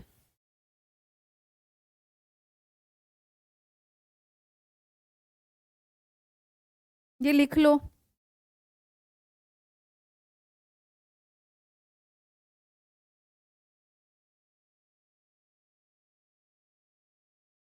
लिख लो।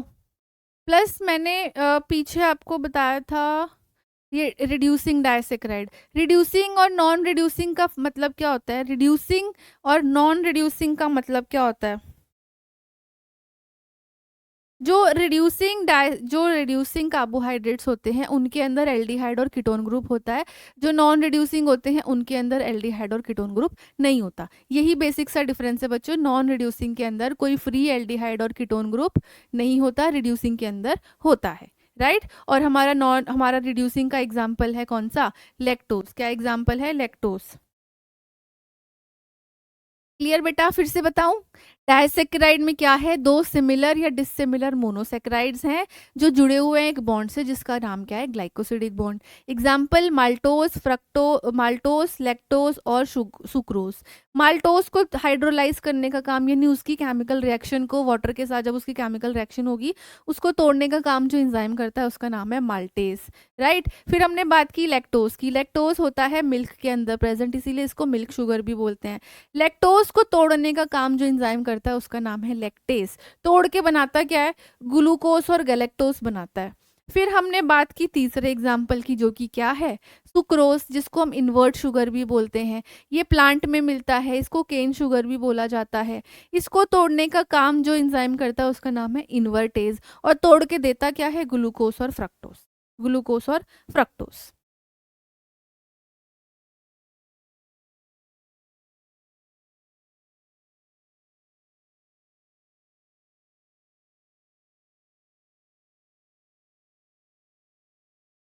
क्लियर, आगे बढ़े। अब आया बेटा ओलिगोसेक्राइड्स। ओलिगोसेक्राइड्स की बात करेंगे। अब हम बात करेंगे ओलिगोसेक्राइड्स की, आप हेडिंग लगा लो ओलिगोसेक्राइड्स। तब तक मैं थोड़ा पानी पी लेती हूँ।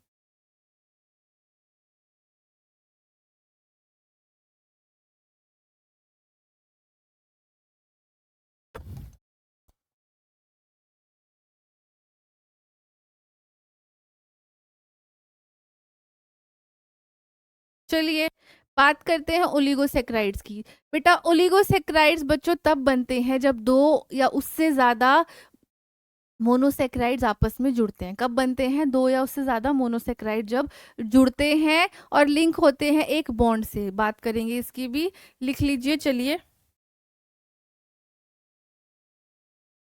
ओलिगोसेक्राइड्स क्या होते हैं, ये वो कार्बोहाइड्रेट्स हैं जो बने हैं कैसे, बिल्ट बाय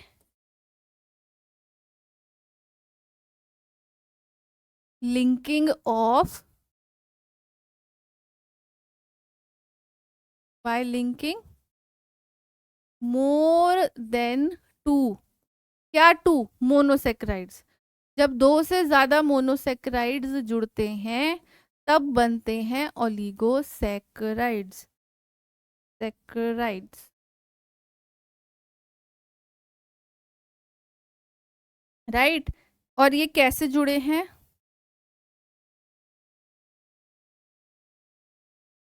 यहाँ भी एक बॉन्ड होगा, कौन सा बॉन्ड, यहाँ भी ग्लाइकोसिडिक बॉन्ड ही होगा, ग्लाइकोसिडिक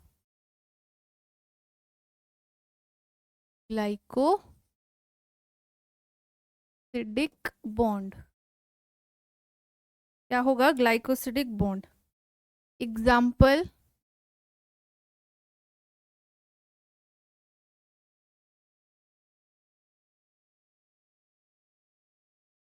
माल्टोट्राइओस और है रेफिनोस, RAFFINOS, रेफिनोस, राइट। और एक और इम्पॉर्टेंट बात है, ये जो है डाइजेस्ट नहीं होते ह्यूमन बींग्स में।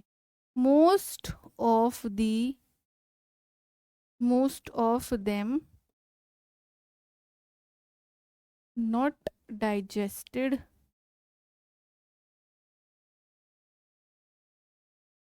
In human beings.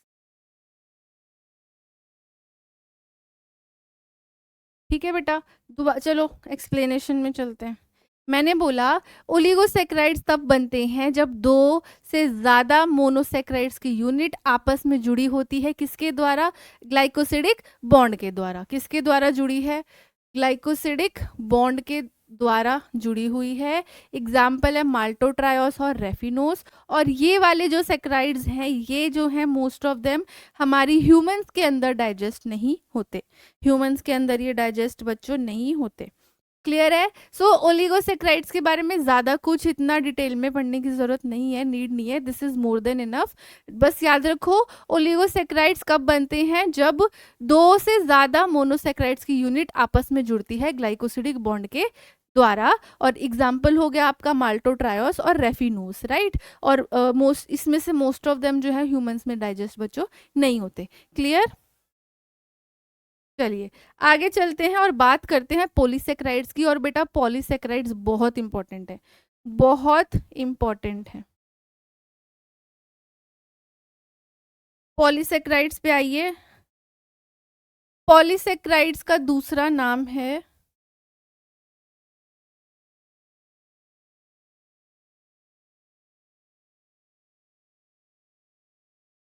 Also known as ग्लाइकेंस। इनको ग्लाइकेंस के नाम से भी जाना जाता है।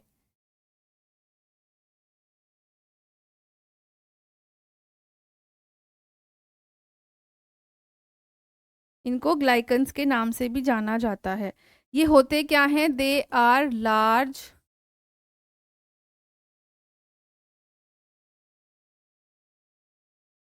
दे are large number of monosaccharides. बहुत सारे monosaccharides. They are large number of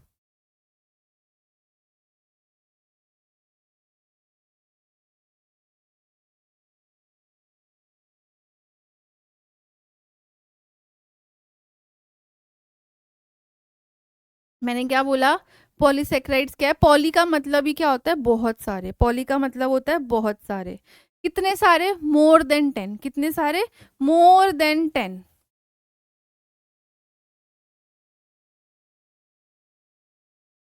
तो ये 10 से ज्यादा मोनोसेक्राइड्स जब आपस में जुड़ते हैं, किससे जुड़ेंगे बच्चों? ग्लाइकोसिडिक बॉन्ड से जुड़ेंगे। तो वो क्या बनाएंगे? वो बनाएंगे पॉलीसेक्राइड। सिंपल है। ये क्या है? ये लार्ज नंबर ऑफ मोनोसेक्राइड्स हैं जो जुड़े हुए हैं किससे? ग्लाइकोसिडिक बॉन्ड से। अब समझ आ रहा होगा ना? अब क्लियर हो रहा होगा। Linked by glycosidic bond.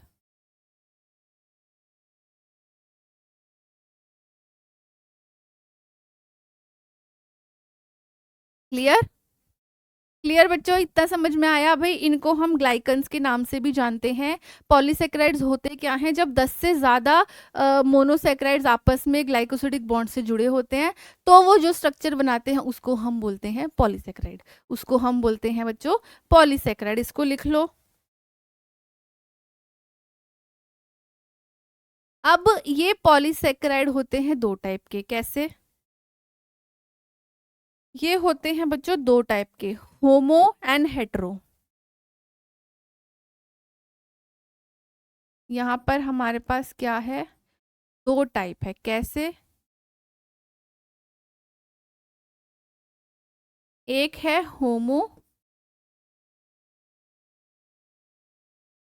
होमोपोलीसेक्राइड।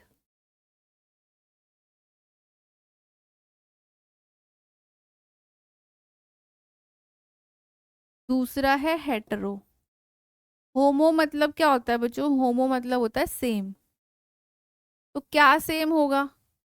Same क्या होगा भाई?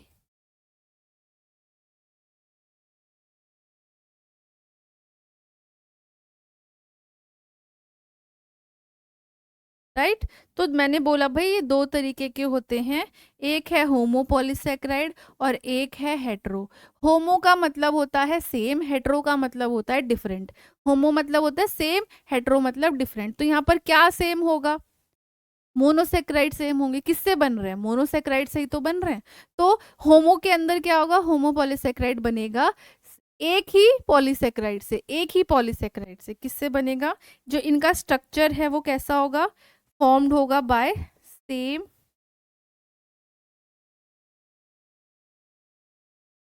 ये बनेगा सेम मोनोसेक्राइड यूनिट से। इनका जो स्ट्रक्चर बना है वो एक ही तरीके की मोनोसेक्राइड यूनिट से बनेगा। जबकि जो हेटेरो होंगे वो कैसे बनेंगे, वो डिफरेंट मोनोसेकेराइड से बनेंगे, डिफरेंट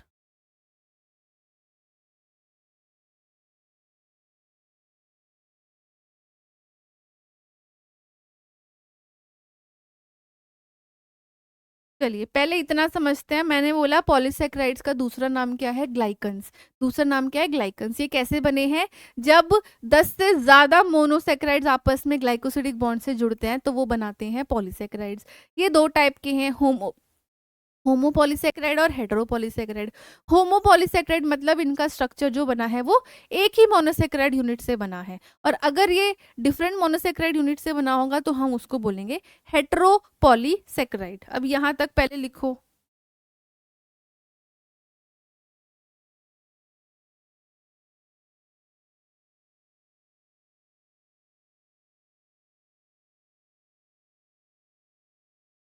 क्लियर है? अब बात करेंगे एक एक के बारे में, बात करेंगे एक एक के बारे में। पहले लिखो होमोपॉलीसेकेराइड।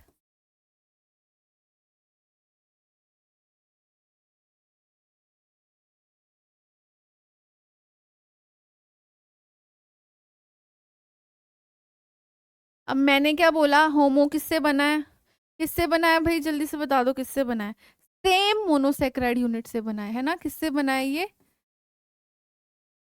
सेम मोनोसेक्राइड यूनिट, मोनोसेक्राइड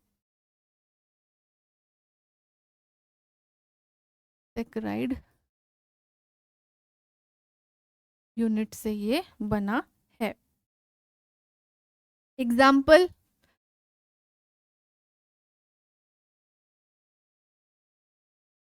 इसके एग्जाम्पल क्या आएंगे, इसके एग्जाम्पल आएंगे स्टार्च,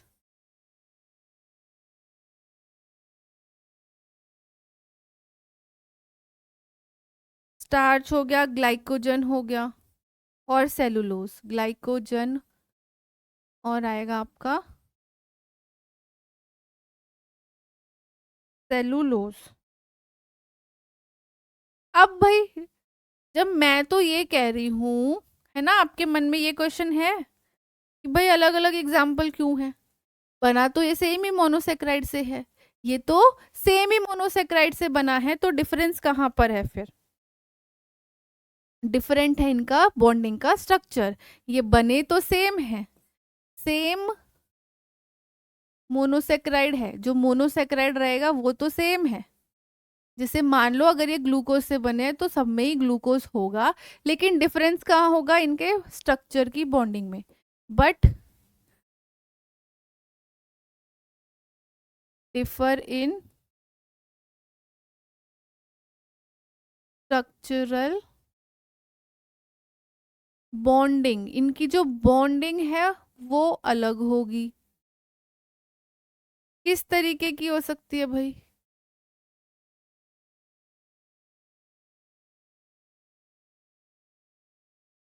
मैं इधर ही लिख देती हूँ, है ना, आपको दिखेगा भी नहीं है।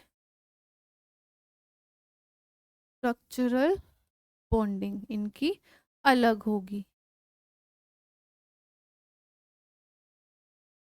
अब इसका क्या मतलब हुआ कि इनकी स्ट्रक्चरल बॉन्डिंग अलग है ना, इसका क्या मतलब हुआ कि इनकी स्ट्रक्चरल बॉन्डिंग अलग है, भाई क्या मतलब हुआ इसका। मैम आप तो बोल रहे हो कि ये सेम मोनोसेक्राइड यूनिट से बने हैं, तो ये अलग कैसे हो गई। बेटा बने तो सेम मोनोसेक्राइड यूनिट से है, बट इनका डिफरेंस जो है ना इनके स्ट्रक्चर में है, इनका जुड़ने का, आपस में एक दूसरे से जुड़ने का तरीका अलग है। कुछ तो होंगे लीनियर और कुछ होंगे ब्रांच। तो जब इस तरीके से है,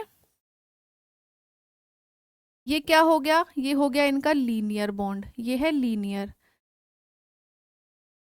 कुछ होंगे ऐसे, ये हो गया इनका ब्रांच्ड। तो डिफरेंस सिर्फ इसका है, बने ये सेम मोनोसेक्राइड से ही है, डिफरेंस बस इनकी बॉन्डिंग में है। कुछ तो लीनियर होंगे, कुछ होंगे हमारे कैसे, ब्रांच, कुछ किसी किसी की जड़ें निकल रही होंगी, किसी किसी की जड़ें निकल रही होंगी। क्लियर है? इतना क्लियर है भाई, सेम से बन रहे हैं, डिफरेंस कहाँ आ रहा है इनकी बॉन्डिंग के अंदर, या तो लीनियर होगी या ब्रांच होगी, राइट। या मैंने इसका एक डायग्राम भी रखा है आपको दिखाने के लिए, ये रहा, हाँ ये देखो, ये देखो, ये है लीनियर स्ट्रक्चर। ये कैसा है? लीनियर, सीधे सीधे सीधे सीधे चले हुए हैं। ठीक है, ये है हमारा ब्रांच स्ट्रक्चर, यानी कि यहाँ पर ब्रांचिंग हो गई। ये देखो, ये क्या हो गई? ये ब्रांच हो रही है। तो बने तो एक ही उससे हैं, दोनों में ही ग्लूकोस है। देखो, इधर भी ग्लूकोस है, इधर भी ग्लूकोस है, लेकिन डिफरेंस कहाँ आ रहा है? डिफरेंस आ रहा है बेटा, लीनियर स्ट्रक्चर है या ब्रांच स्ट्रक्चर है। और एक और डिफरेंस आएगा इनके बॉन्ड में, इनके बॉन्ड में। तो हम अभी पढ़ेंगे, है ना। इसका एग्जाम्पल है अमाइलोस एंड अमाइलोपेक्टिन, है ना। अभी हम इसके बारे में पढ़ेंगे। अभी बस इतना समझो कि लीनियर और हमारे ब्रांच में क्या डिफरेंस है, अभी इतना क्लियर करो, फिर हम अभी आगे डिस्कस करते हैं। हाँ जी, यहाँ तक हम पहुँच गए। अब हम बात करते हैं इसके एग्जाम्पल्स की। सबसे पहले बात करेंगे स्टार्च।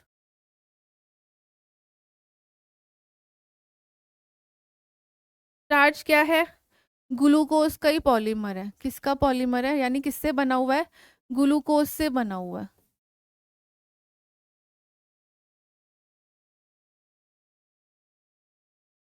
कहाँ प्रेजेंट होता है? ये प्रेजेंट होता है, स्टार्च कहाँ प्रेजेंट होता है भाई? प्रेजेंट इन प्लांट्स, लेकिन स्टोर्ड फॉर्म में। प्लांट्स में ये स्टोर होता है जाकर के, स्टोर्ड फॉर्म में प्लांट्स में ये प्रेजेंट होता है। उसके अलावा किस तरीके के प्लांट्स भाई? सीरियल्स, जो दालों वाले होते हैं, सीरियल्स।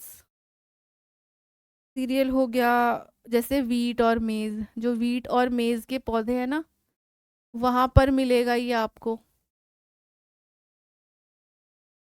राइट।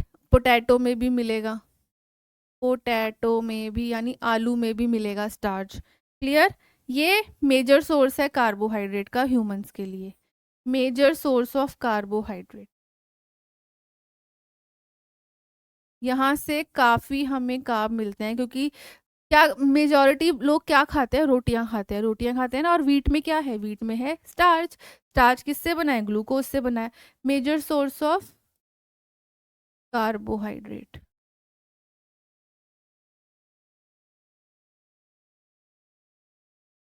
ये कुछ इंपॉर्टेंट पॉइंट्स हैं इसके बारे में जो मैं आपको लिखवा रही हूँ। इसके बारे में, स्टार्च के बारे में। अब इसमें दो चेन होती है, टू चेन्स आर देयर। पहली होती है अमाइलेस, अमाइलोस, अमाइलोस।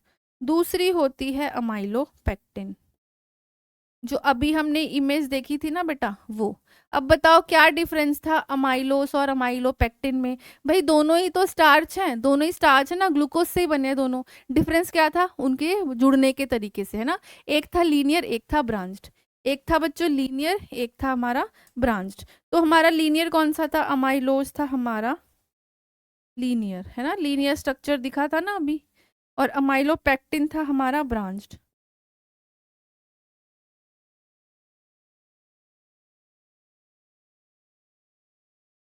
क्लियर है? यहाँ तक समझ में आ गया? भाई मैं आपको एग्जाम्पल बता रही हूँ, किसका, किसका एग्जाम्पल पढ़ रहे हैं हम पढ़ रहे हैं होमोपॉलीसेक्राइड। होमोपॉलीसेक्राइड क्या है? होमोपॉलीसेक्राइड है जब एक ही सेक्राइड, मोनोसेक्राइड यूनिट से जो पॉलीमर बनते हैं उनको हम बोलते हैं मोनोसेक्राइड। जिसका हमने एग्जाम्पल पढ़ा स्टार्च, ग्लाइकोजन, सेलुलोज। तीनों में डिफरेंस क्या है भाई? बने तो एक ही मोनोसेक्राइड से, लेकिन इनका जुड़ने का तरीका अलग है। कुछ में होगा लीनियर, कुछ में होगा ब्रांच। फिर हमने बात की स्टार्च की, जो किससे बना है? ग्लूकोज से। कहाँ प्रेजेंट है? प्लांट्स में, स्टोर्ड फॉर्म में। ह्यूमन बींग्स के लिए मेजर सोर्स है कार्बोहाइड्रेट का। अब इसमें भी दो तरीके की चेन होती है, एक अमाइलोस जो लीनियर है, और एक अमाइलोपेक्टिन जो क्या है? ब्रांच्ड है। ये हमने देख लिया। ये रहा बेटा आपका अमाइलोस, लीनियर स्ट्रक्चर। ये है हमारा अमाइलोपेक्टिन जो कि है ब्रांच स्ट्रक्चर। क्लियर है? जो जो मैंने बताया वो क्लियर हो गया। अब आप यहाँ पर एक और डिफरेंस नोट करो। इसमें देखो बॉन्ड का नाम है तो ग्लाइकोसिडिक ही, है तो ग्लाइकोसिडिक ही, लेकिन डिफरेंस है क्या? इसके बॉन्ड का नाम है अल्फा 1 4 ग्लाइकोसिडिक लिंकेज। किसका? एमाइलोस में जो बॉन्ड बन रहा है उसका नाम क्या है? Alpha 1 4 glycosidic linkage. और अमाइलोपेक्टिन में जो बन रहा है उसका क्या नाम है? Alpha 1 6 glycosidic linkage. उसमें 4 है, इसमें 6 है। अब ये 4 और 6 का क्या मतलब हुआ? भाई ये 4 और 6 का क्या मतलब है? क्या मतलब है 4 और 6 का? कोई गेस कर सकता है?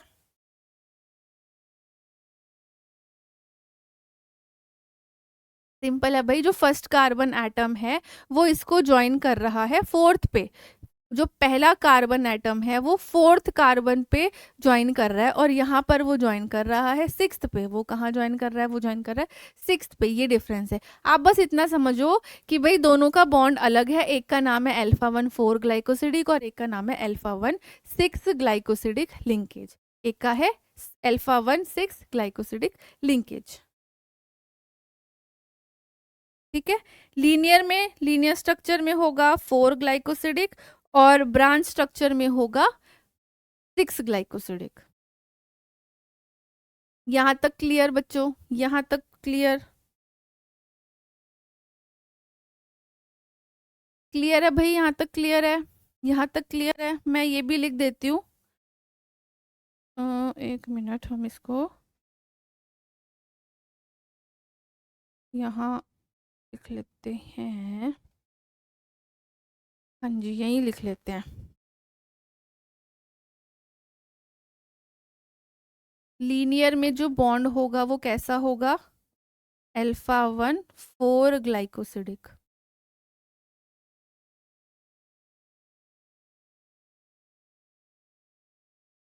और ब्रांच में कौन सा होगा?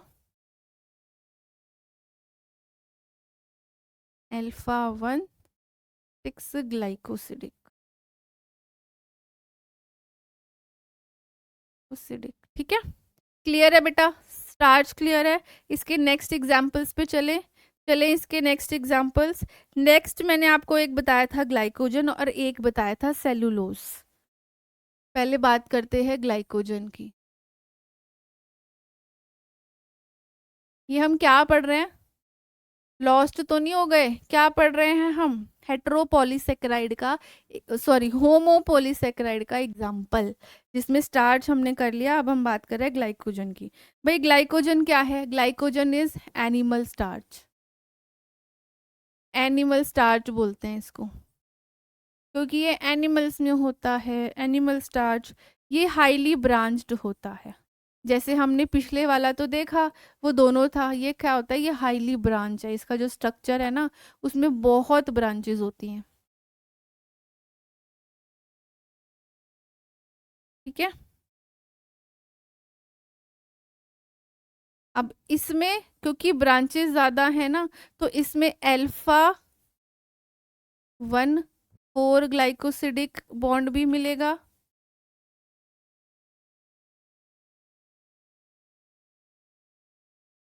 And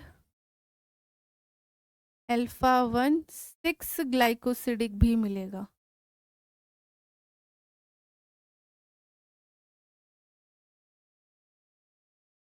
clear? इसमें क्या है? दोनों है, दोनों होंगे।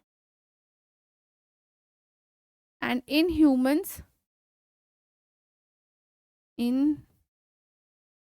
ह्यूमंस यानी हमारे अंदर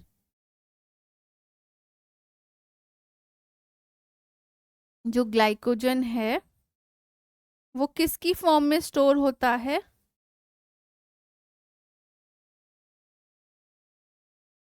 हमारे अंदर यानी ह्यूमंस के अंदर जो हमारा ग्लूकोस है, glucose in humans, glucose stores in glycogen form.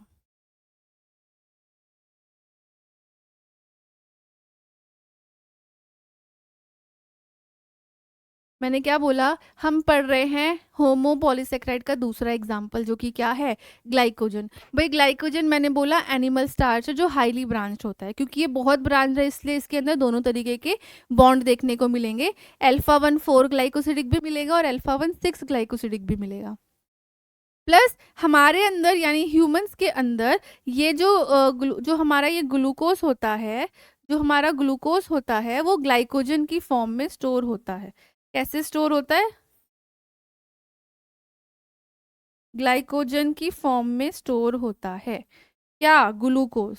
Glucose humans में ग्लूकोज ग्लाइकोजन की फॉर्म में स्टोर होता है। अब ये ग्लूकोज कैसे कन्वर्ट होगा ये हम पढ़ेंगे बाद में, इसका एक पूरा प्रोसेस है। ये जो ग्लूकोज हमारा ग्लाइकोजन की फॉर्म में स्टोर हो रहा है ना, इस ग्लाइकोजन का कन्वर्जन की एक पूरी साइकिल है, एक पूरा प्रोसेस है, वो हम पढ़ेंगे इन डिटेल आगे। क्लियर? यहाँ तक क्लियर? यहाँ तक क्लियर है भाई, इसमें कोई डाउट तो नहीं है, सिंपल है ना। इसके बाद हम बात करते हैं इसके एक और एग्जाम्पल की, जो कि है सेलुलोज। सिर्फ दो चार ही कुछ इंपॉर्टेंट बातें हैं जो हमें पता होना चाहिए। सेलुलोज क्या होता है? ये हमारा कंपोनेंट है सेल वॉल का, component of plant cell wall. जो प्लांट सेल वॉल होती है वो सेलुलोज से बनी हुई है, ठीक है। इसके अंदर लीनियर स्ट्रक्चर देखा जाता है, लीनियर पॉलीमर। लेकिन लेकिन बेटा वहां थी अल्फा चेन, यहाँ होगी बीटा चेन। तो यहाँ कैसी होती है? यहाँ होती है वन बीटा, एक मिनट, यहाँ होती है बच्चों बीटा चेन।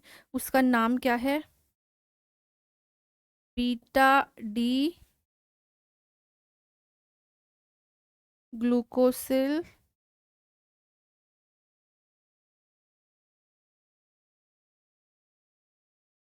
ये नाम है।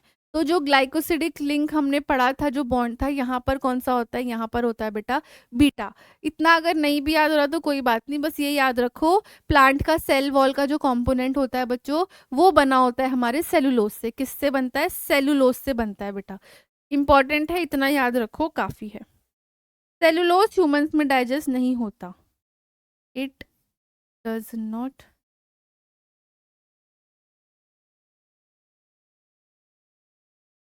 सीधा इतना लिख लो, नॉट डाइजेस्टेड इन ह्यूमंस।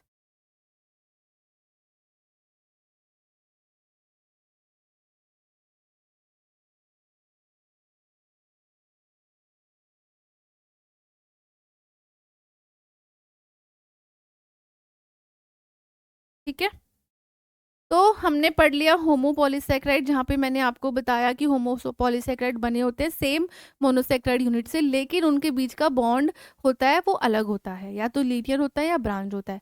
फिर हमने स्टार्च के बारे में पढ़ा, हमने ग्लाइकोजन पढ़ा, फिर हमने पढ़ा सेलुलोज। तो ये तो हो गया होमोपॉलीसेकेराइड के बारे में। अब बात करेंगे हेट्रो के बारे में। उससे पहले ये इमेज देख लो, ये है स्टार्च। स्टार्च में हमने अमाइलोस और अमाइलोपेक्टिन पढ़ा था, लीनियर ब्रांच्ड। फिर हमने ग्लाइकोजन की बात की कि वो हाईली ब्रांच होता है, तो देखो इस तरीके का स्ट्रक्चर होता है ग्लाइकोजन का। और सेलुलोज का होता है ऐसे, इसमें बीटा, जो बॉन्डिंग हो रही है इसमें कौन सी हो रही है? बीटा हो रही है, इसमें हो रही है बीटा। क्लियर? अब बात करेंगे हेट्रोपॉलीसेकेराइड्स की।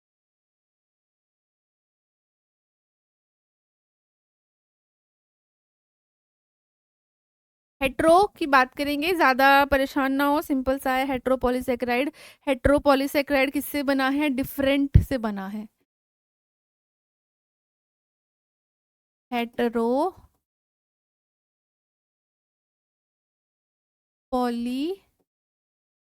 सेक्राइड किससे बना होगा? होमो तो किससे बना था? सेम से। तो ये बना होगा डिफरेंट। डिफरेंट क्या डिफरेंट? किस चीज का डिफरेंस है? डिफरेंट डायसेक्राइड से।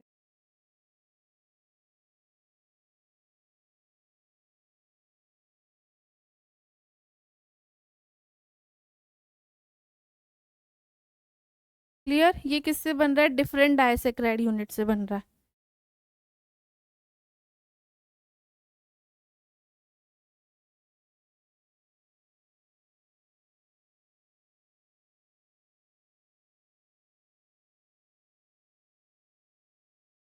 ये डिफरेंट से बन रहा है, यानी डिफरेंट से बन रहा है तो क्या होगा? एक बार अच्छे से लिखते हैं जरा इसको। एक तो ये कि ये डिफरेंट यूनिट से बना है। तो किस तरीके की डिफरेंट यूनिट? इसमें होती है रिपीटिंग डाइसेक्राइड की यूनिट। Repeating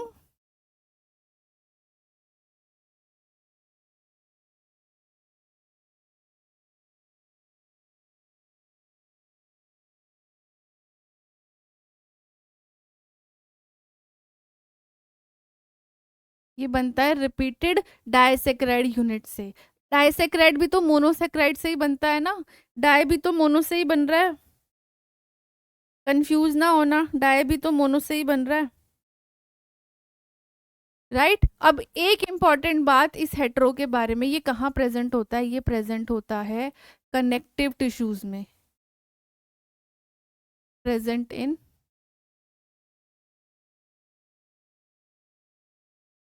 connective tissues. कहाँ प्रेजेंट है? कनेक्टिव टिश्यूज में प्रेजेंट है। कहाँ पर? कनेक्टिव टिश्यूज में। कार्टिलेज हो गया, टेंडन्स हो गए,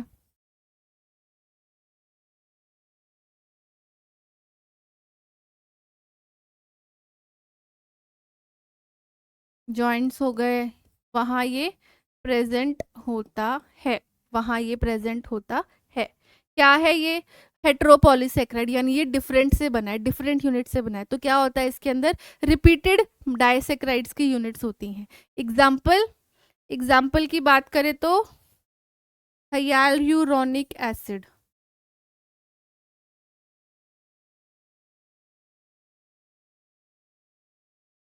एक एग्जाम्पल है हाइयालुरोनिक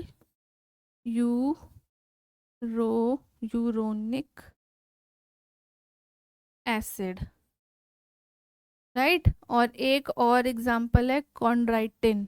दो दो एग्जाम्पल्स हैं जो बहुत इंपॉर्टेंट है, जो हमें पता होने चाहिए। इतना लिख लो, इतना लिख लो पहले।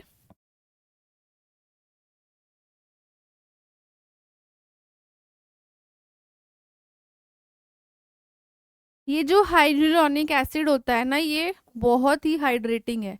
इसीलिए आपने एड्स वगैरह में देखा होगा, बहुत सारे सिरम्स वगैरह में ये प्रेजेंट होता है स्किन पे, इसीलिए इसको सब यूज करता है, क्योंकि ये क्या है? हाइड्रेटिंग एजेंट है। कहाँ प्रेजेंट होता है? कनेक्टिव टिश्यूज में।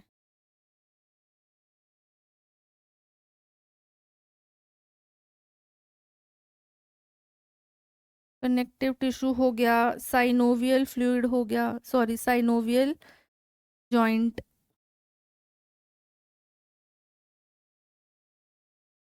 साइनोवियल फ्लूइड कहाँ प्रेजेंट है? साइनोवियल जॉइंट में ही तो प्रेजेंट है।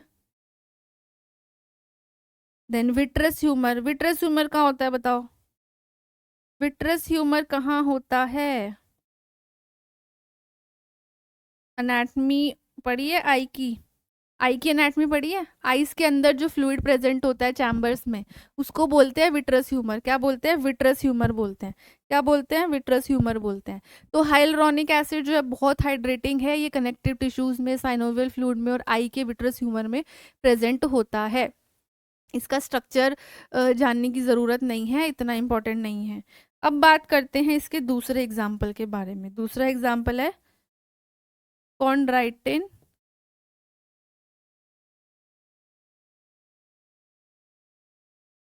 कॉन्ड्राइटिंग सल्फेट। कॉन्ड्राइटिन नाम से ही पता चल रहा है कहाँ होगा? कार्टिलेजेस में। कॉन्ड्राइट्स प्रेजेंट इन कार्टिलेज। कहाँ पे है कार्टिलेज? ईयर पे है, नोज की टिप पे है। क्या काम क्या है इसका? इलास्टिसिटी देता है टिश्यूज, इलास्टिसिटी टू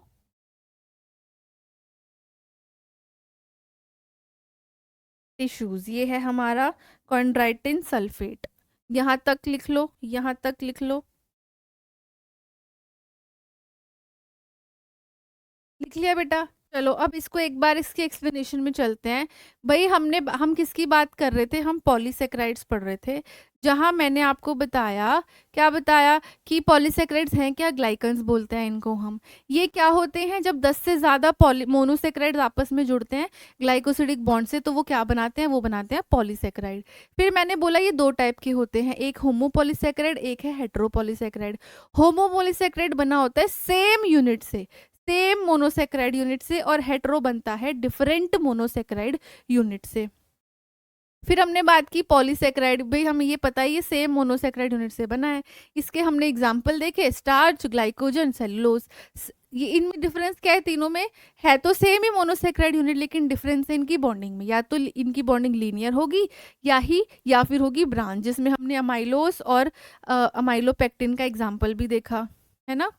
हमने स्टार्च की बात की कि भाई मेजर सोर्स होता है, स्टार्च के अंदर ही दो चेन होती हैं, अमाइलोस और अमाइलोपेक्टिन। अमाइलोस कैसा है, लीनियर है, और अमाइलोपेक्टिन कैसा है, वो ब्रांच स्ट्रक्चर है। क्लियर।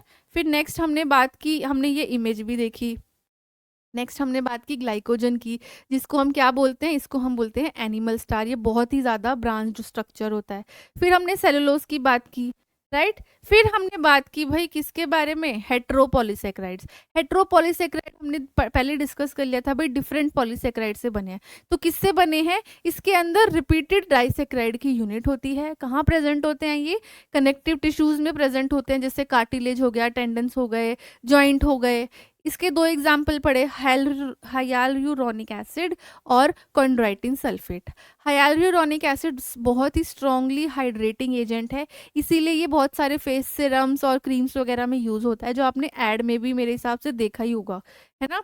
ये कनेक्टिव टिश्यू, साइनोवियल फ्लूइड और विट्रस ह्यूमर में प्रेजेंट होता है। दूसरा हमने देखा कॉन्ड्राइटिन सल्फेट, ये कहाँ होता है, ये कार्टिलेजेस जैसे ईयर में, टिप ऑफ नोज में प्रेजेंट है। काम क्या है इसका, टिश्यूज को इलास्टिसिटी देना। क्लियर। तो यहाँ पर हमारी कवर हो गई पूरी की पूरी आपकी क्लासिफिकेशन। अब इस पे वापस आ जाओ, कहीं बहुत वो तो नहीं हो गया डिफरेंट, बहुत दिमाग खराब तो नहीं हो गया। हमने पढ़ा था भाई चार, मोनोसेक्राइड, डाइसेक्राइड, ओलिगो और पॉली। मोनो में हमने पढ़ा भाई दो तरीके से होगा, एक तो इनका कार्बोनिल ग्रुप का नेचर, या तो एल्डोस होगा या कीटोस होगा। और एक हमने पढ़ा कि नंबर ऑफ कार्बन एटम कितने हैं, ट्रायोस, जो मिनिमम कितने, 3 ट्रायोस। ट्रायोस होगा, टेट्रोस होगा, पेंटोस होगा या हेक्सोस होगा, ये पढ़ा था। फिर हमने बात की थी डाइसेक्राइड्स की, जिसमें हमने माल्टोस, लैक्टोस और सुक्रोज की बात की। फिर हमारी आए ओलिगोसेक्राइड, और फिर हमने पढ़े पॉलीसेक्राइड्स। बहुत ही डिटेल में सारी पढ़ ली है, जो जो लिखवाया है इतना इनफ है। बहुत सही नोट्स में आपके ये हो जाएगा, एग्जाम में इतना पढ़ के चले जाओ अच्छे से, लेकिन इसको याद करके चले जाओ, कहीं नहीं गए आपके मार्क्स। और बेटा क्लासिफिकेशन ऑफ ये मोनो कार्बोहाइड्रेट्स की क्लासिफिकेशन पे क्वेश्चन आता ही आता है, लॉन्ग आंसर आता है डायरेक्ट। तो इस तरीके का फ्लो चार्ट बनाना मत भूलना एग्जाम के अंदर। चले, अब हम लास्ट चीज जो हमें पढ़नी है, भाई इतनी देर से कार्बोहाइड्रेट कार्बोहाइड्रेट कार्बोहाइड्रेट की कहानी चली हुई है, ये कार्बोहाइड्रेट किस काम आते हैं हमारे, क्यों इतना पढ़ रहे हैं हम इसको, भाई इनका क्या यूज है। भाई मेन जो हमें एनर्जी मिल रही है ना, ये जो मैं आपको इतनी देर से पढ़ा रही हूँ, वो मुझे इसलिए मिल रही है क्योंकि मैंने कार्बोहाइड्रेट्स खाए हुए हैं।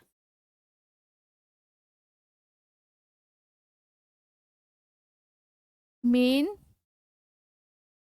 सोर्स ऑफ एनर्जी, जो हमें एनर्जी मिलती है वो यहीं से मिलती है। मेन सोर्स ऑफ एनर्जी, जो हमारी डेली एक्टिविटीज करने के लिए जो हमें एनर्जी चाहिए, वो कौन देता है, ये कार्बोहाइड्रेट्स ही देते हैं। जितने भर भर के रोटी चावल खाओगे उतने कार्ब्स मिलेंगे, राइट। और जो हमारे ब्रेन सेल है ना, ब्रेन सेल हो गया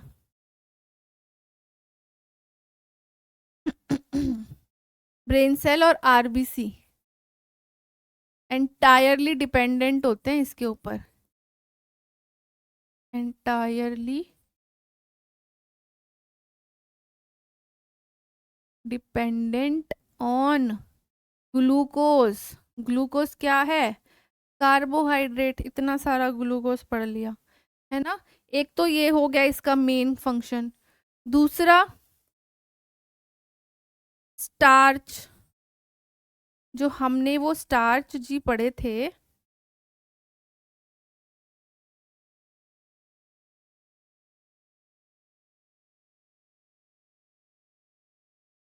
स्टार्च क्या है? स्टोरेज फॉर्म ऑफ एनर्जी है।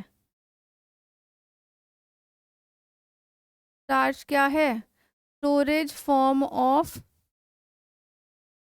एनर्जी। किसके लिए? प्लांट्स के लिए। प्लांट में ही तो होता है, प्लांट में ही होता है ना, यही पढ़ा था हमने। प्लांट्स में स्टार्च और एनिमल्स में क्या होगी? एनिमल्स में होगा glycogen.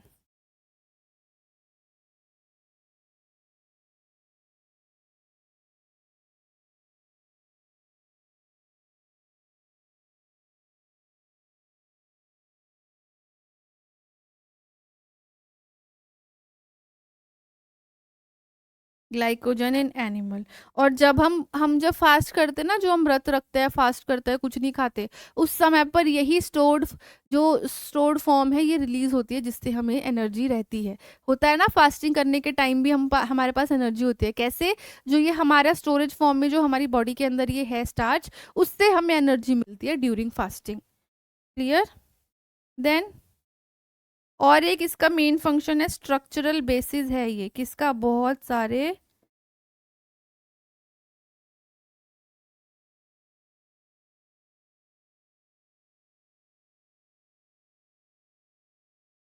Structural basis of many organism. क्योंकि आपको याद है हमने पढ़ा था कि सेलुलोज पढ़ा था जो हमने, वो किसका कंपोनेंट होता है बच्चों? सेल वॉल का कंपोनेंट है ना। तो इसीलिए स्ट्रक्चर बनाने में हेल्प करता है ये बहुत सारे ऑर्गेनिजम्स को, राइट। इसके अलावा एक और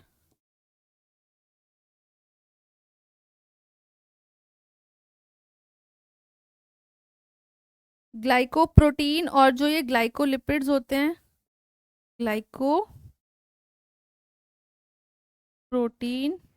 एंड ग्लाइकोलिपिड्स, ये भी कंपोनेंट हैं। दे आर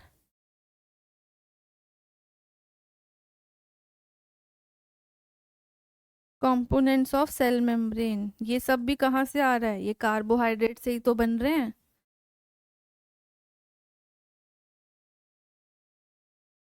तो ओवरऑल कार्बोहाइड्रेट स्ट्रक्चरल बेसिस होता है बहुत सारे ऑर्गेनिजम्स का। देन देन और क्या याद रखने की ज़रूरत है आपको? Structural basis of many organism. Starch storage form में हमें एनर्जी देता है। मेन सोर्स ऑफ एनर्जी है हमारा, ब्रेन सेल्स के लिए इंपॉर्टेंट है, हमारे आरबीसीज के लिए इंपॉर्टेंट है। ग्लाइकोप्रोटीन और ग्लाइकोलिपिड्स की बहुत ज़्यादा ज़रूरत है प्लाज्मा मेम्ब्रेन, सेल मेम्ब्रेन की कंपोनेंट्स बनने के लिए। तो ये इसके ओवरऑल यूज़ हैं, इसीलिए कार्बोहाइड्रेट्स हमें चाहिए होते हैं, इसीलिए इनकी रिक्वायरमेंट होती है। तो यहाँ पर हमारा आज का पूरा टॉपिक बच्चों खत्म होता है, राइट। कोई डाउट? आई होप समझ में आ गया हो। बहुत ही ज़्यादा एक्सप्लेन, बहुत ही डिटेल में मैंने आपको हर एक चीज़ बताई है, लेकिन जितनी बताई है उतनी आपको इनफ है। अब मैं आपको दो क्वेश्चन लिखवाती हूँ, मैं डिफाइन कार्बोहाइड्रेट। कि कैसे क्वेश्चन आता है मैं ये बता रही हूँ।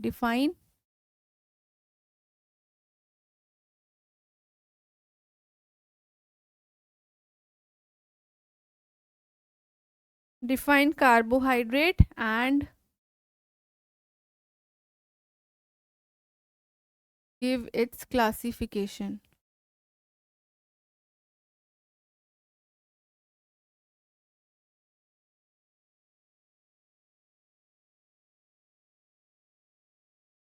दूसरा आ सकता है, व्हाट आर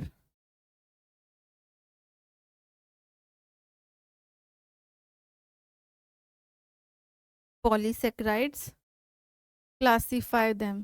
पढ़े है ना हमने पॉली में हेट्रो और होमो, वही लिखना है यहाँ पर आपको। लिखना कैसे है उसमें तो कोई डाउट होना ही नहीं चाहिए भाई, सिंपली हम लिख देंगे डेफिनेशन। सब बिल्कुल स्टार्टिंग ऑफ द क्लास में मैंने आपको डेफिनेशन बताई है और क्लासिफिकेशन का बड़ा सा आपको फ्लो चार्ट बनवाया है। तो पेपर में क्वेश्चन आएगा तो डायरेक्ट आपको डेफिनेशन लिखनी है कि कार्बोहाइड्रेट्स क्या होते हैं। डेफिनेशन मैंने लिखवाई हुई है। किसके डेरिवेटिव्स हैं ये बता दो, किसके डेरिवेटिव्स हैं?